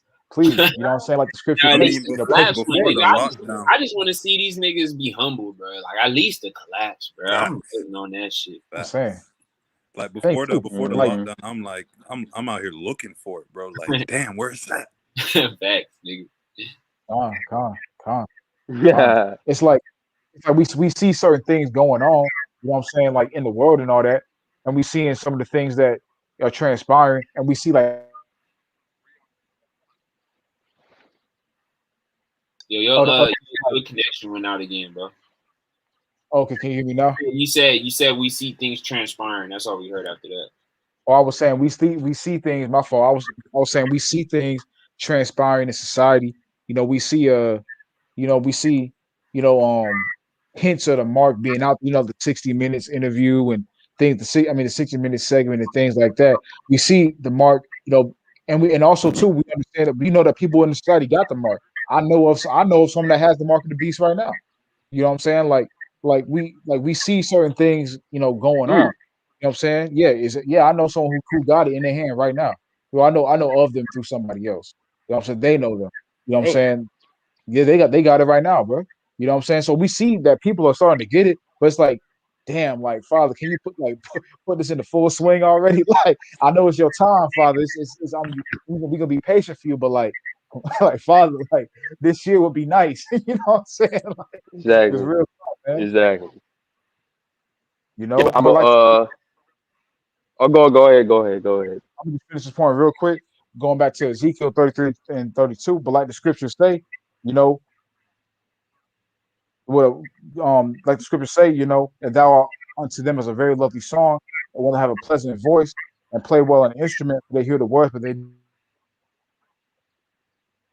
them not. Like the words sound like a pleasant song. They sound like a lovely voice. A lot of people, when the shutdown happened, the words sounded like a lovely voice because it was the answer for what was going on in the moment. It was the answer, for the solution for the time being because the world was shut down. You know what I'm saying? There were no distractions to really, take people away from the word. So it acted as an instrument, a voice of reasoning. It acted as a pleasant voice, kind of giving them an answer to the solution of the world ending. Okay, so this is why the world is ending. Okay, so it's like people see, oh, the world shut down, the world is ended, the shit is over. Okay, so this Hebrew Israelite thing, this is what. Also, this is why. This is the reason why all this is going on. This is a biblical prophecy. What? And this people they're hearing in their eyes, the ears are springing up because they're hearing all about this. But like the scriptures say, they hear the words, but they do them not. People are hearing it and just viewing it and just as a pleasant voice. It's like basically like a bypass. Like it sounds good in the moment, but not really, harking onto it that much. It's like a singer that has a nice voice. You know what I'm saying? But you're not really trying to, you know, listen to them hard body like that. It's like an artist that has a nice voice, but the voice doesn't really impact your soul. That's how this truth was to a lot of people, during the shutdown, man. And ultimately because of that God complex that inherently people have in this society, because Esau pushes that. Because of that, you know, they've drawn back to that. You know what I'm saying? As society has gone back to normal, and it's quote unquote gone back to normal. You know, but you know, we know this is just the calm before the storm. But as society has quote unquote gone back to normal, it's allowed people the avenue to embrace what they wanted to embrace anyway, which is that God complex. It's like they put the God complex on rest for for a portion of 2020, because they saw and it was realized, it was manifested to people that, you know, at the flip of a coin, at the drop of a dime, everything could go. But once everything quote unquote went back to normal, they allowed their minds to think that this was just some glitch in the system. This was just some happenstance event. It wasn't what they had been told by the Hebrew Israelites that it was. You know what I'm saying? So it's just that's allowed them to embrace that it, God complex once it just again. comes back to the truth. The truth is our main bitch, while for them the truth is just a side hustle. Exactly, bro. Like the scripture saying, Exactly. Habakkuk, man, the vision is yet for an appointed time, but it will tarry. But wait for it; it will surely, you know, it will come and surely will not tarry. You know, we understand that, but a lot of people that tarry an aspect of Hmm. the vision of Babylon being destroyed, and the world getting into the beast system, the world becoming full, you know, draconian, you know, beast system as that vision. We understand that it's bound to come. But a lot of people that tarry an aspect of the world, I mean, of society, in terms of having the illusion of going back to normal, that was a big snare for a lot of people, and really just gave them the avenue to do what they wanted to do anyway. Hey, facts, bro. Hmm. My fault, but Fact. I didn't mean to be that long. But go ahead, bro. Yeah, now, now you straight. Now you straight, man. But I'm almost let me think. I'm gonna bring up two. I'm gonna bring up three precepts. Hopefully, I remember the third one. I'm gonna start with Isaiah 47. I'm gonna start at verse 10. hey, this my For shit. you have trusted in your Yeah. wickedness. Yeah, I was like, what? Yo, how fly's gonna like this one? For Yeah. you have trusted in your wickedness. You you have said, no one sees me. Your wisdom and your knowledge have warped you.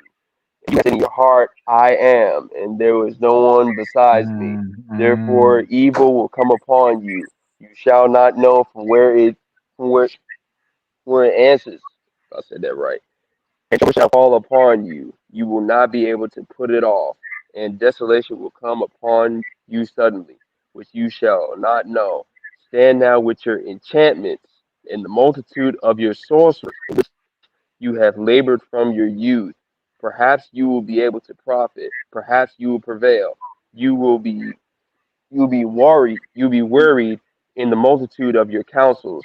Let the astrologers, the stargazers, and the Mm. monthly prognosticators stand up and save you from what shall come upon you. Behold, they shall be a stubble. The fire shall burn them. They shall not deliver themselves from the power of the flame. It shall not be a coal to be warmed by, nor a fire to sit before. Thus shall be to you with with whom you have labored, your merchants from your youth.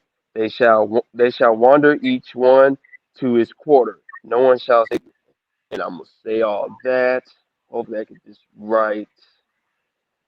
I gotta do it. Everything be in my phone. Hopefully I get this right. Go to Joel. Hopefully the third chapter. I'm gonna start at let me see. I'm gonna start at verse 7. Behold, I will raise them out of the place in which you have sold them, and will return your retaliation upon your own head. I will sell your sons and your daughters to the hand of the people of Judah, and they will sell to Sabians, to the people far off. For the Lord has spoken. Proclaim this among the nations. Prepare for war. Wake up the mighty men. Let all the men of war draw near. Let them come up. Beat your plowshares into Mm. swords, Mm. and and your pruning hooks into spears. Let the weak say, I am strong. Assemble and come, all you nations, and gather all around, because you're mighty ones to go down there. O Lord, let the nations be weakened and come up to the valley. Is it Jehoshaphat? Jehoshaphat, if I said that right? Yeah. Jehoshaphat. For there I will sit and judge. For there I will sit to Jehoshaphat. judge. Yeah, Jehoshaphat. Wow. I said that completely wrong. For there You I good? will You good? sit to judge all the surrounding nations. And then I'm gonna say that to say, hold on, this last one, because this is one of the first precepts I ever. This is one of my most favorite precepts. I quote it all the time on Instagram. Go to the New Testament, Second Thessalonians, second chapter. Let's see. I'm just gonna start at verse 1.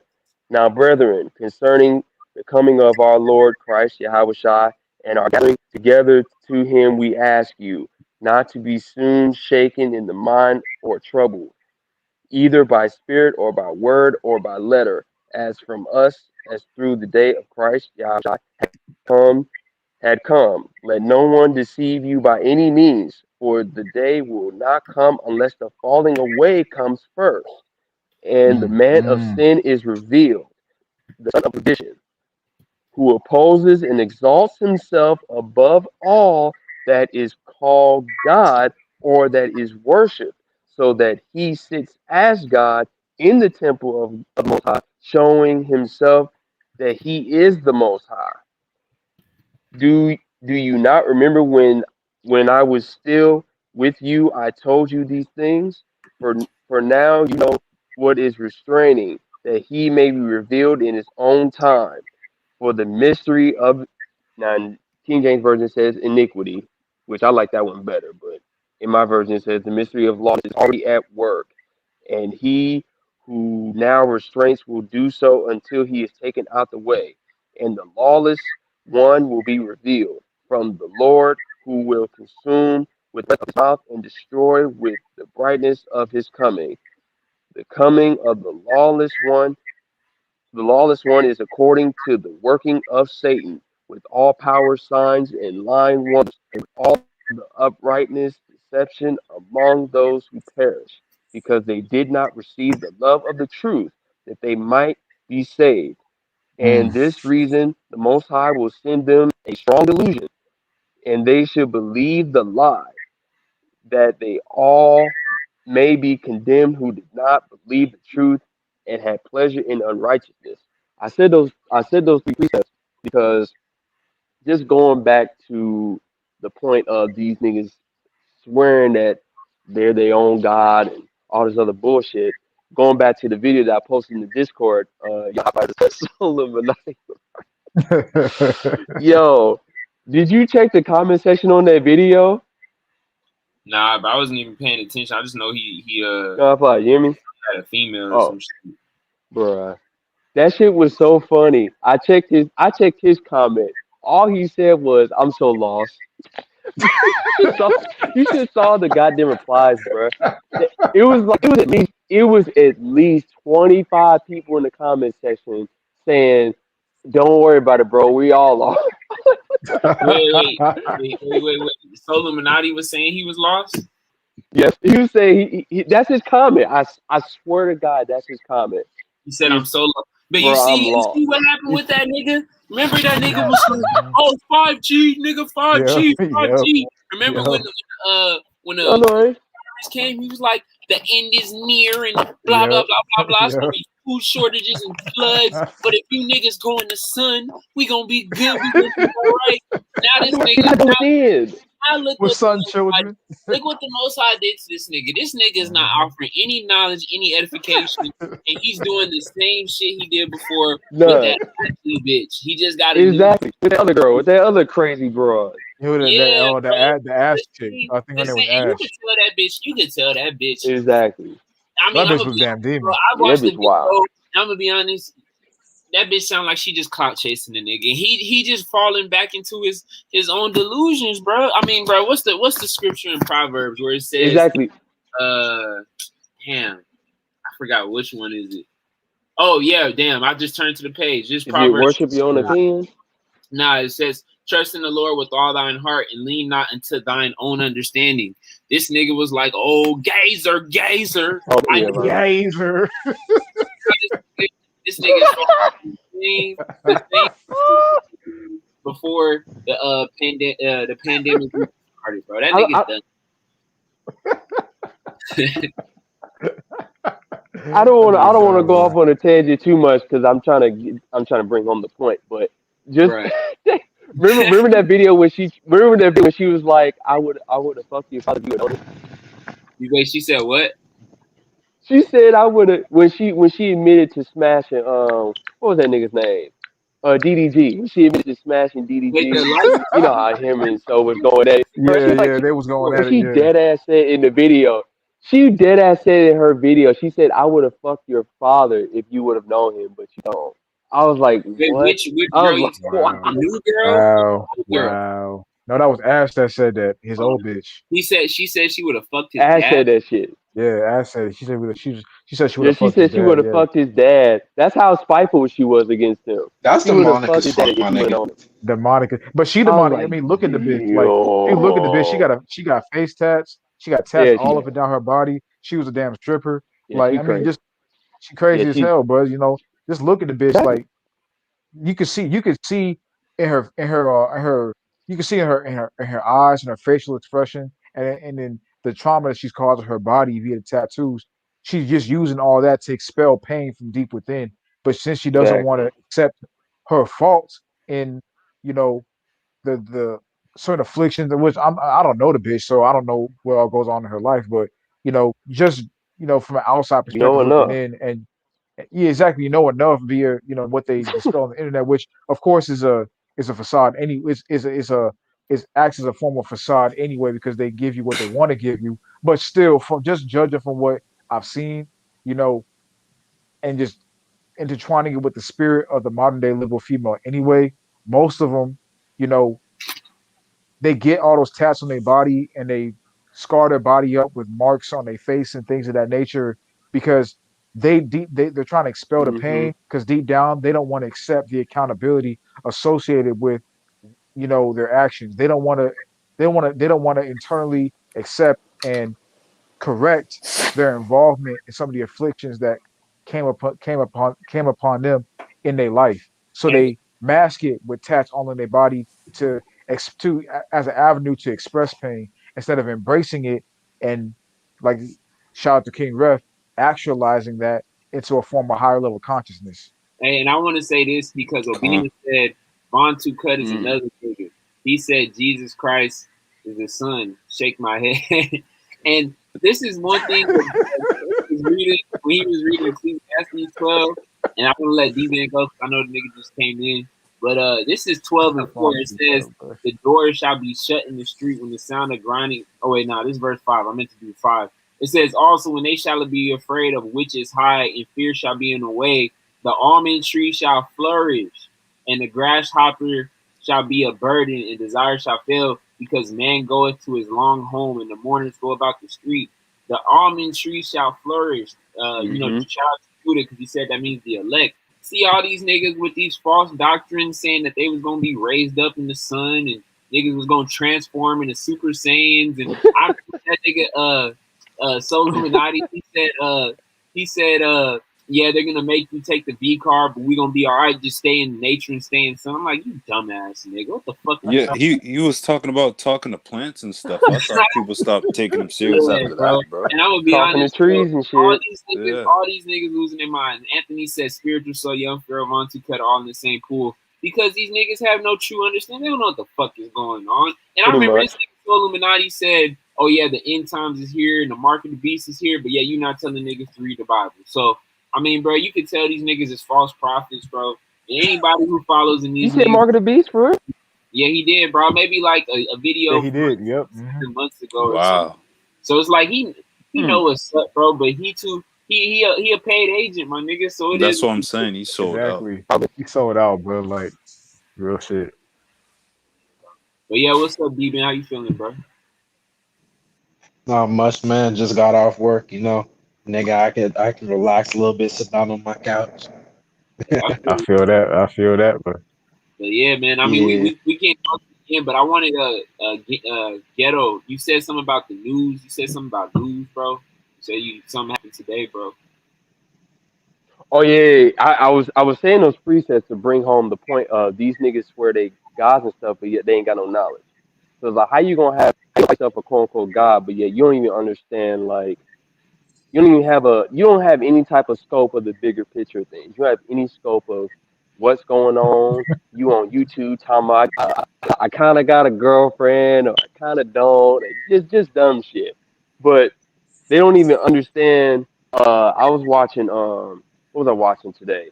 Well, actually, I'm gonna bring up the point today, talking about the new central bank digital currency.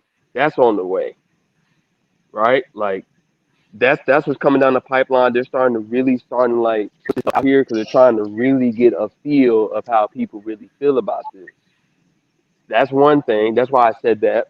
And then also today, because I brought up Joel the third chapter about how nations, weak nations, i.e., the other nations of the world that are yep, really weak yep. in the grander scheme of things, the Most High's put the Spirit on them. That delusion, i.e., Second Thessalonians second chapter, the delusion of thinking that they're strong. And I'm saying that because um, I was watching a video earlier about this guy named Tim Pool. He does a, even though he's a hippy dippy Marxist, whatever. But Caucasian dude, I don't know. He might be missing something. But I really watch a lot of his videos because he does a really good job of like just reporting the news, and then you can take however you want to take it. But I was supposed to before, but China, China just flat out just sent flat out warning to the U.S. today, like straight up. Because I don't know if y'all know, but well, y'all probably know about the The leak, investigation right? into Yeah, the lab or whatever. yeah, Yeah, yeah, into Yeah, the yeah. yeah, lab and Quote yeah. shit. unquote Well, investigation. China Nigga, that's all basically just just for show, nigga. China, yeah, yeah. China basically just said today, like straight up, if you guys even think about stepping in our country doing an investigation, we're gonna blow your fucking head off. Like Yeah, I they seen just that. they just Yeah, yeah. verbatim said that shit. I posted that Like I earlier. we saw them too. stocking They're up gonna on they're bombs. arming up their ballistic missiles or whatever. Yeah, in Hmm. preparation. World War III, bro, it's coming. Exactly. Like they just flat out warned the U.S. today. Like if you even think about doing that shit, like it's rap, like it's war. And then the guy talked about in the video how Russia has already set up spots in the Ukraine, and they basically already warned the U.S. and NATO. Like, listen, if any of y'all come over here, it's gonna be problems. So like Hmm. this is Not stuff. This surprised. is stuff that the Most High has put the spirit. I forgot what channel I was watching. It's I forgot the, but he was explaining like the Most High is putting the spirit on these nations to fool themselves into making sure they're staying in war mode, so that way when it happens, they basically kill each other off. Like what do you say? It's gonna be the the Esau of the East versus Esau of the West. So Yeah, it's, pretty it's much. gonna happen. But see, if you don't understand the Bible, you're not gonna understand the bigger picture of things, bro. Like that's the problem with these niggas. These niggas swear they quote unquote gods and shit, but yet the only advice they could talk about is, I don't know, invest in some crypto or get some gold, Yeah. or I don't know, Cause you, stock cause up you and trying get to some be. water, or I don't know, get I you mean, some. and just to add on to the point, all the beautiful points you're making out, man. I mean, everything happens has to fulfill prophecy. It even tells you in the scriptures, all these countries gonna turn against Exactly. America, or quote unquote Exactly. Babylon, destroyed with fire. And it's in Revelation Hmm. 17. Let me see what. I'll start at verse 12. And the 10 horns which thou sawest are 10 kings, which have received no kingdom as yet, but receive power as kings 1 hour with the beast. These have one mind, and shall give their power and strength unto the beast. These shall make war with the Lamb, and the Lamb shall overcome them, for he is Lord of lords and King of kings. And they that are with him are called chosen and faithful. And I'll go to verse 16. And the 10 horns which thou sawest upon the beast, he shall hate the whore, and shall make her desolate and naked, and shall eat her flesh and burn her with fire. For God hath put it in their hearts to fulfill his will, and to agree and give their kingdom unto the beast, unto the words of the. Most High shall be fulfilled. So that's like, the 10 horns. I know a lot of brothers say that represents NATO or the European Union, things like that. So it's only a matter of time until all the other world powers turn against America. And like you said, World War III, we're going to get nuked. Right. And I wanted to read this scripture in Matthew 24, verse 5. It says, "For many shall come in my name, saying, I am He Christ, and took it. shall deceive many. And ye shall hear of wars and rumors of That was wars. the war. See that ye be not troubled, for all these things must come to pass, but the end is Yeah. not yet.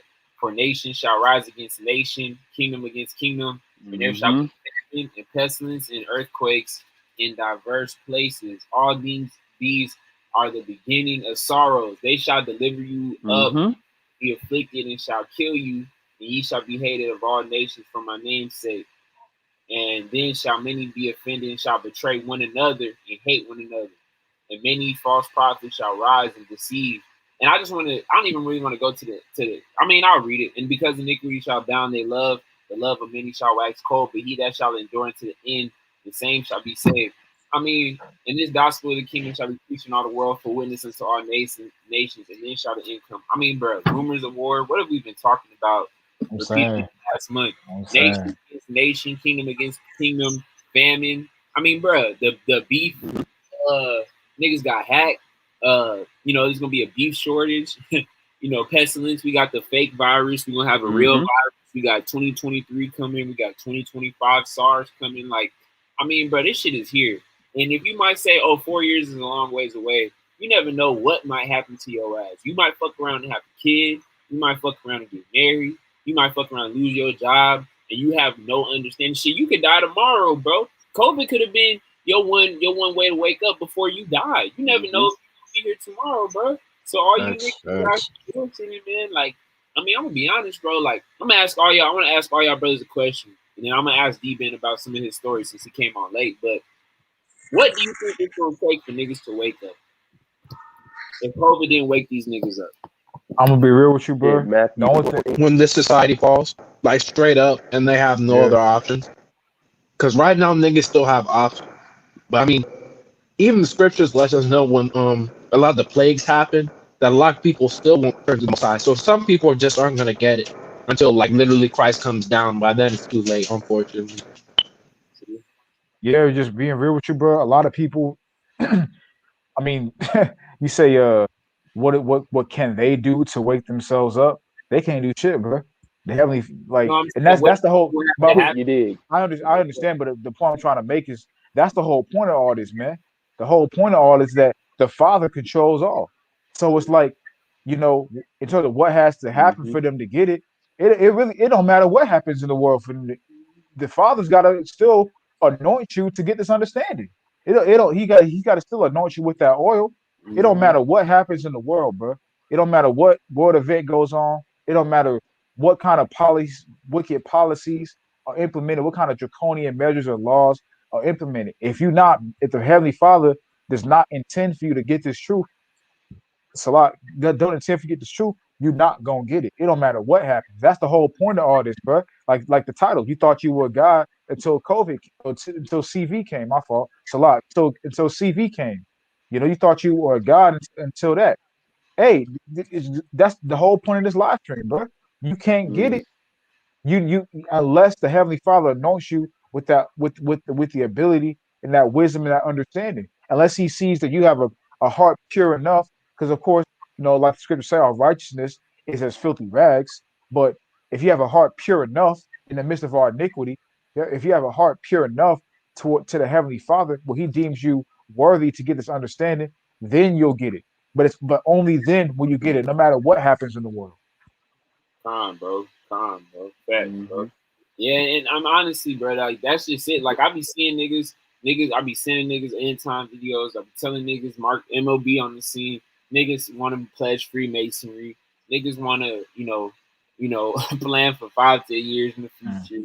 Niggas want to get humps and hands tatted on them. Like, I mean, bro, I don't know what the fuck else to tell you, nigga. I got to put a gun to your head and tell you, nigga, get on your knees and pray to the Most High? Like, it don't even matter, bro. I mean, at the end of the day, like you said, bro, it is what it is, man. And, this shit just really showed you that most niggas is meant for fucking destruction, and you brothers got to take this shit seriously. Because at the end of the day, let every man deal with his own salvation, bro. You can't wake other niggas up, man. Exactly. I'm gonna just get a Exactly. I'm gonna just get a quick. Oh, go ahead, Malak. Go ahead. I would just say I'm gonna just get a quick precept on that. It's a real quick one that we always bring out. Um, just to verify that point via scripture. This is John the 15th chapter and the 16th verse. Ye have not chosen me, but I've chosen you and ordained you that ye should go and bring forth fruit, that your fruit should remain, that whatsoever ye shall ask of the Father in my name, he may give it to you. So, hey, that's Yahweh Shai. That's the Lord himself. That's our Lord himself saying, hey, you can't get this on your own. It's got to be, I got to ordain you for this. I got to give this to you. You know what I'm saying? So no matter what world event happened, if you ain't meant to get it, you know what I'm saying, you ain't going to get it. I mean, if you think about it, we're going to live in a world where, we're seeing missiles on the scene. We're seeing where World War III happened. We see a bunch of civil wars popping off. We're living in the time of heavy prophecy, man. But 2/3 are still going to die. So majority is still going to die, even in the midst of heavy prophecy happening, even in the midst of seeing society crash and burn, the midst of the MLB being on the scene, the economic collapse, the housing collapse, the fall of the dollar, the rise of the digital dollar, having have no more cash, having to use a coin, which may turn into which no not may which is going to turn into a chip if they don't just go to the chip, having to use a chip to be able to buy certain products, having to put that inside your body, having to, you know, Mm-hmm. having to have that verified whether you're safe to be around people or not. Like this is the kind of times that we living in. And even though all that is happening, all those quote unquote all people that things that people will call abnormal, weird or against the grain, but it's going to be part of the new normal, which is what they've been telling you the whole time. If you just listen with a prudent ear, they've been Mm-hmm. telling you this is the new normal the entire time. Even though we're living in this society, 2/3 is still going to die. And I So was gonna say it something is what too. it is. Is Mm-hmm. what Ken said in Isaiah 47. Even when all this shit is gonna hit the fan, these niggas gonna be looking to the astrology sign to see what they should do in Exactly. chaos, niggas. Exactly. Exactly. Exactly. So it is what it is. But hey, D-Ben, But I know I you. will. I'm a. Oh, go ahead, bro. I'm a. My bad. I was gonna get this quick to piggyback on with Malak precept. We all know it. Zechariah 13, starting at Mm-hmm. verse 7. Awake, O sword, against my shepherd, against my companion, says the Lord of hosts. Strike the shepherd, and the sheep shall be scattered. Then I will turn my hand against the little ones, and it shall come to pass in all the land, says the Lord, that 2/3, God dang it, that 2/3 in it shall be cut off and die, but 1/3 shall be left in it. And I will bring the 1/3 through the fire. We will refine them as silver is refined, and test them as gold is tested. And they will call on my name, and I will answer them. I will say, This is my people, and each one will say, The Lord is my God, Most High, Yahweh. Just wanted to bring that up because it pretty much explains from an Old Testament perspective what Malak just said. So that's it. Either you're gonna get it or you don't. It's up to you. I tell you, ain't nobody else on this earth tell you gonna get it. Yeah, that's true, Con, bro. con, That's true. con, bro. And I want to bring out one quick precept to land back off of that, because you were just showing the 1/3 and the 2/3, man. Let's get another precept to show the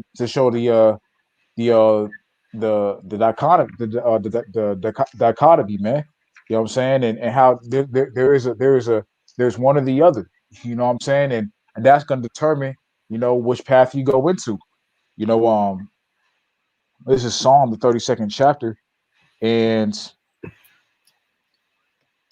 I'm gonna go to Psalm 32 and 10. Many sorrows shall be to the wicked, but he that trusteth in the Lord, mercy shall compass him about. So that's the 1/3 and the 2/3 right there. The wicked, of course, that's talking about Esau, Edom, but that's also our people. The wicked of our people, like we read earlier in Jeremiah, the um the ones that brass with that brass and the iron that rust with wickedness, man. You know what I'm saying? That's just get that one more time. Just go back to that real quick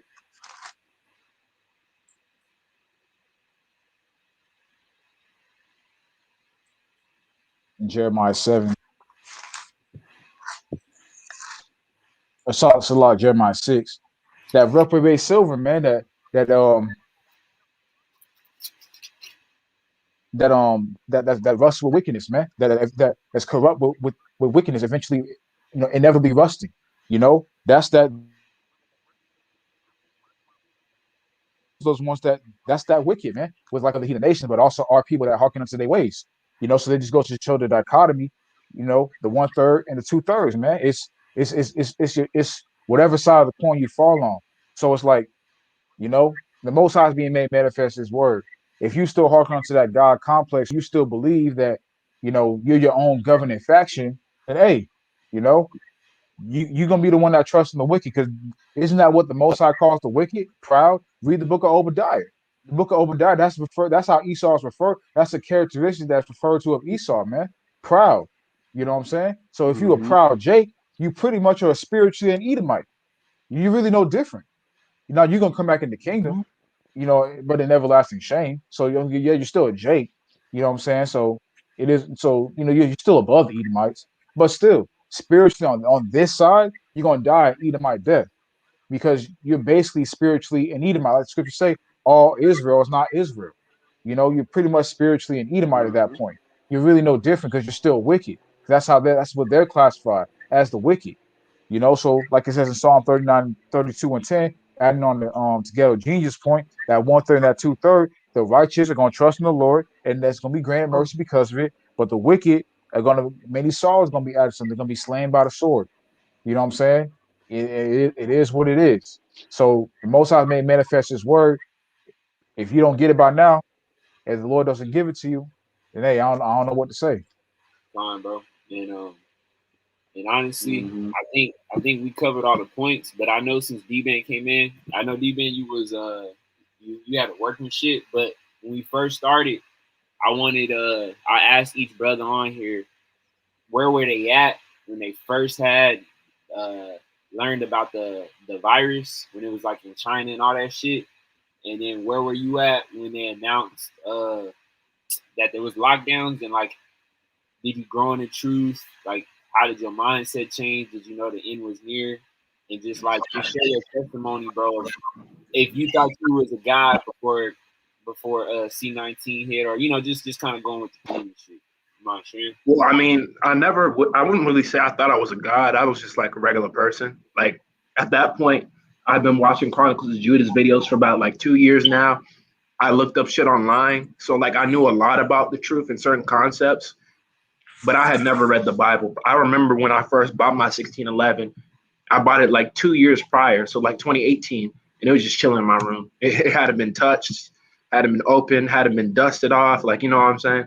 But like, what's funny, like how this all started, I actually remember COVID back in 2019, because like I've always been like curious. I've always looked up information. I've always like, known certain things that weren't like mainstream. So I remember when that shit first hit China, I believe it was like in August or September. And I was just like, oh, wow, that sucks for them. That's not reaching over here. So, yeah, like literally, I remember. But then I remember seeing another article about event 20, isn't like the 21, 201 or something. I forget. Where like, yeah, where they had like a meeting and they were discussing like the probability of like if a potential worldwide virus happened. But during the event, like it was like 90% of the population died because of the scenario they did. And I saw that, I was like, that's strange. But I was like, yeah, maybe they got this planned down for the future or something. So like literally, I remember that day I got up and I went to class like normal. And then my professor was just like, guys, we're gonna have to postpone class indefinitely. At first, I was like, good. I don't want to go to this fucking class. I didn't realize he was talking about COVID, but then he kept talking. He was like, yeah, there's the coronavirus, so camp is gonna be closed. I was like, oh shit. Yeah, that's when it hit a nigga for real. But I'm not gonna lie, bro. That night, niggas party like animals because we're just like, fuck it. We're not gonna have class. It's Tuesday. Let's go out to the bars. Niggas just lost their mind. But like after the fact, the thing is, I had quit my previous job and I had just started working at Hungry Howie's when COVID-19 happened. Obviously, you the code word, bro, because they be looking like this still. Oh, okay, yeah, yeah. I worked at Hungry Howie's when the Fire Nation happened. But yeah, so like when that shit happened, obviously like less people came and my hours got reduced. I was only working like 3 hours a week at Hungry Howie's, so I was just like left that job. I didn't have a job for like 2 months, but like I remember during that time, I was like, maybe this is a sign from the Most High. Something just clicked in my mind. I was like, I have my Bible. Let me start reading now. So I started from Genesis. I just, read every day. And the more I read, the more I kind of just isolated myself. Because, before I was like, I used to go out, party, XF drinking, trying to mac on chicks, doing crazy shit. But then like the more I read, the more I kind of just kept to myself. And like I started like realizing I'm not like these motherfuckers. They're degenerates, no offense. I'm supposed to be better than them. Like I have something that's greater. Like, I'm supposed to act with a certain level of wisdom and understanding and also prudence. And like the way I was acting before, it was way too haphazard. It's just like, just drink, go out, and, just whatever happens, just bug out, wild out, And then like once I started reading, that really like pricked my heart, to be honest. I remember a lot of the things I read, especially when I got to the commandments and I started reading the commandments. That's when a nigga got bitter too. I was just like, damn, this is the way we're supposed to be living our lives, bro. But we don't live that shit way at all. It's honestly a shame. We live literally, if you open the laws of Moses and go through, literally the average Jake lives in complete rebellion against those laws. I mean, but that's how you know it's spiritual too. I mean, you know what I'm saying? Like we go out of our way to disregard some of those laws, even more than the other nations, bro. It's crazy. But yeah, that was just an aside. So like, as I continued to read the word, I started growing this faith. And then obviously my time in Ohio came to an end, my lease end. So I went home. I continued to read. And then, I think it was around like October, early November, that's when I finished the scriptures. And to be honest, at that point, when I finished scriptures, in my mind, I was like, I got to get the fuck out of here, bro. Because freaking, I love my family, but it's just mostly women. And like in my mind, I'm like, these women are out of order. If I can't do shit about it. So I was like, I can't stay here or I'm gonna end up spazzing out and doing something crazy. So, like mentally, like I think it was around December. That's when I got a notification from Amazon. They're talking about relocation. At first, honestly, I prayed to stay in Virginia. I didn't want to leave at first. But then when it happened, they said you're going to Indiana. I was just like, you know what? This is a sign for the Most High. I need to get out, get my own space, like, get to the point where like I'm kind of solitary, all the people that I know, friends and family are spread out either in Ohio or Virginia. So like, it's just me to myself and I have this time to grow mentally, mostly spiritually. And I think that's just the way the Most High made it. And to be honest, since I've been here, since February, it's June now, to be honest, I've gone through so much, so many different experiences and I've learned a lot. Obviously just meeting y'all brothers, being a part of these live streams, edifying the people. Because be honest, bro, I never thought I was going to be able to say what I said about scriptures at all. It was just like something I read, and I just read it for personal reasons, to like build my spirit up. And then, once we started having the Bible studies on the Discord, I was like, okay, then, it just started coming out when I knew about the scriptures. And then Swint came on, and then Brandon, obviously, you gave me the invitation to come to these live streams. And then, that's when brothers really hit it off from there, man. So, like, it's just a blessing looking back on everything that's happened since 2020 and 2021, man. Like, honestly, I just thank the Most High that I met all y'all brothers, man. It's like, y'all don't realize how how appreciative I am that the Most High gave me some like-minded brothers, even though we're all scattered in different areas. Yeah. Sometimes it's just great to know that there's someone out there who freaking, understands what you understand, so you don't feel like, not like you're crazy, but like fucking like nobody gets it. So you're like, That's what I was saying. These brothers last, you know how niggas making the excuse like, oh, I don't know anybody in the truth. Like, I mean, when I first found this shit, the only nigga I knew was Chronicles of Judah, and he was not answering none of my emails, bro. So it's like nobody really got it, but I didn't fall off, and that's why I was like, bro, if the most I want you to get it, you'll get it. But like, I was feeling like depressed and lonely because nobody was understanding me. I would tell people, and they wouldn't understand. So like, yeah, bro, like the fact that it's 11 brothers on the chat room, 5 brothers on the live contributing, and we all think the same way, bro. It's like real comforting. And honestly, based off of all 5 of our stories, it's like we all hearken on into the Most High. Like the brothers and sisters who's meant to get it, like C-Virus came and we understood that this is all a part of the Most High's plan to make us be ready, bro. So it's our duty to, you know what I'm saying, let brothers know what's going on, edify brothers, edify sisters. I had a brother, one of my coworkers, I made a post, the post that got my other Instagram account flagged and deleted. I reposted it on my new account, and he called me. He's like, "Yo, bro, I seen what you posted about the baby and the goat. Like, he really worships Satan." I'm like, "Yeah, bro." Like, and the next thing you know, I'm sending him shit while I'm doing the live stream. He sent me a screenshot of Megan Thee Stallion in that little cloning chamber.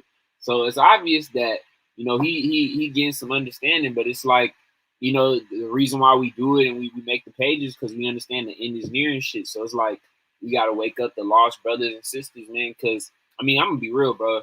If you a nigga and you don't see what happened after this whole virus and all this shit, you a dumb nigga, bro. And I'm gonna read Amos. I just gotta read this, bro, because it's like don't be an Amos 4 and 6 nigga, man. Or I'm tripping. Is it Amos? No, I'm tripping. It's is it? Yeah, it's Amos 4 and 6, right? My people are destroyed for a lack of knowledge. No, that's Hosea 4 and 6. I'm tripping, bro. I'm tripping. See, look, I'm acting like a dummy. Hold up. Nah, you good, bro. You good, man. That's No, Hosea's. real quick before you get that precept, I'm just a quick point to what D-Ben said. Hey, I feel the same way, bro. Likewise, to everything that you have said, it's a blessing to be able to be around other brothers in the knowledge and be able to build relationships with you brothers and past YouTube. You know what I'm saying? Like it's really a blessing. And all praises and Barakatah Yahweh, Ba'ashem Yahweh Shah, for that, man. It's truly a blessing. It really assists us in our walks, in our everyday affliction that we face, to know we have other brothers, what I'm saying, that we can, come to in the spirit, and that's gonna be able to, you know, assist us on a wavelength that we're also thinking.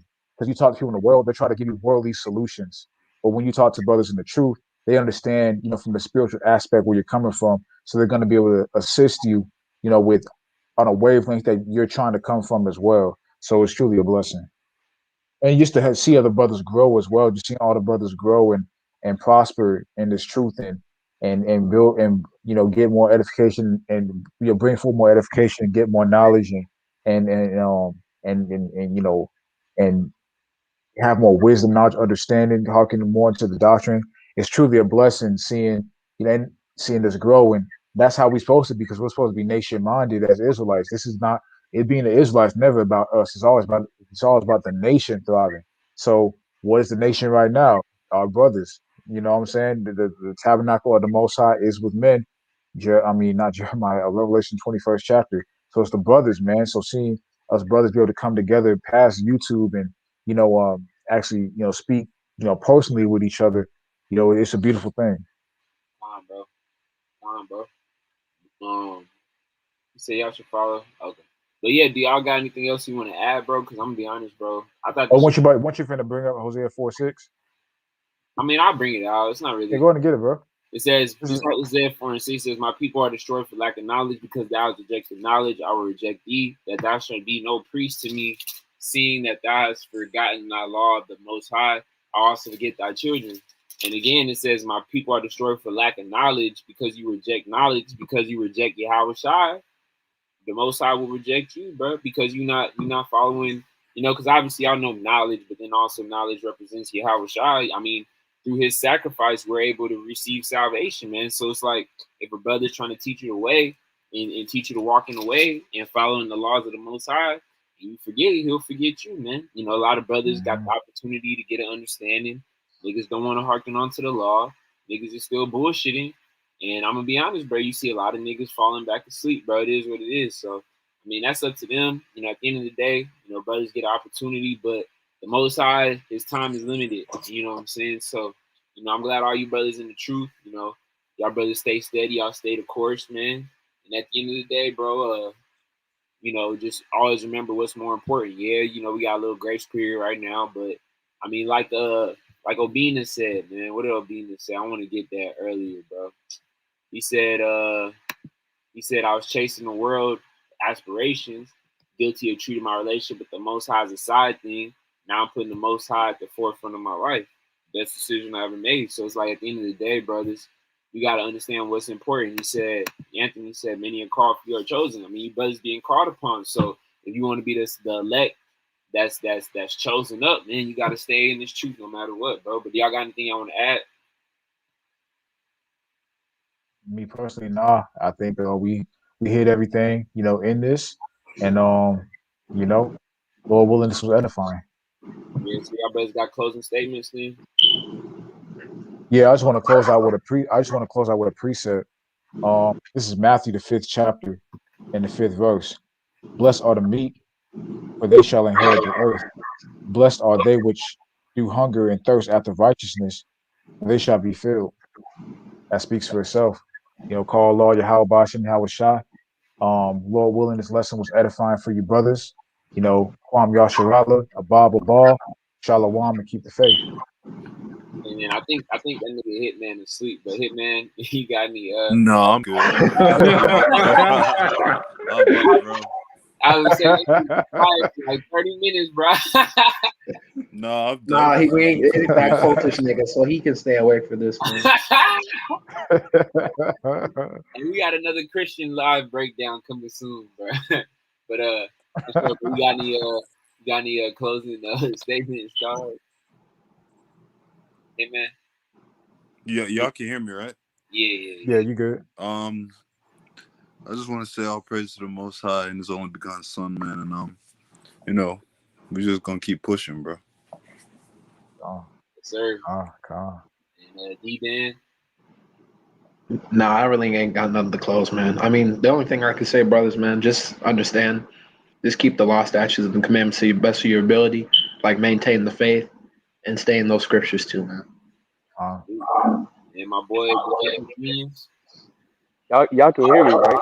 I don't know if it was messing Yeah, you up. good. You good. You good. We hear you, bro. No, him, but yeah, man. I'm gonna I think I've already told a couple of y'all this, but I'm gonna show my way of things by preaching y'all on stories about the next week or so. So y'all stay tuned for that. All four of y'all. Y'all can get y'all but y'all can get that gratitude from me personally in my own way in a couple weeks or so. So y'all stay tuned out for that. But just in general sense, man, always, man. In my words, y'all stay patient and peaceful. Y'all do the best. Y'all do y'all best and make sure the Most High. Y'all do y'all best and let the Most High handle the rest. And yeah, man. All praise to the Most High. All the glory to Yahweh by Hashem, Yahweh Shai. And yeah, man.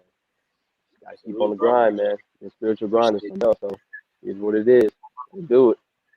Yes, sir. You already know, man. All praise to the Most High. We going to the mother fucking stratosphere. You feel me? Yep.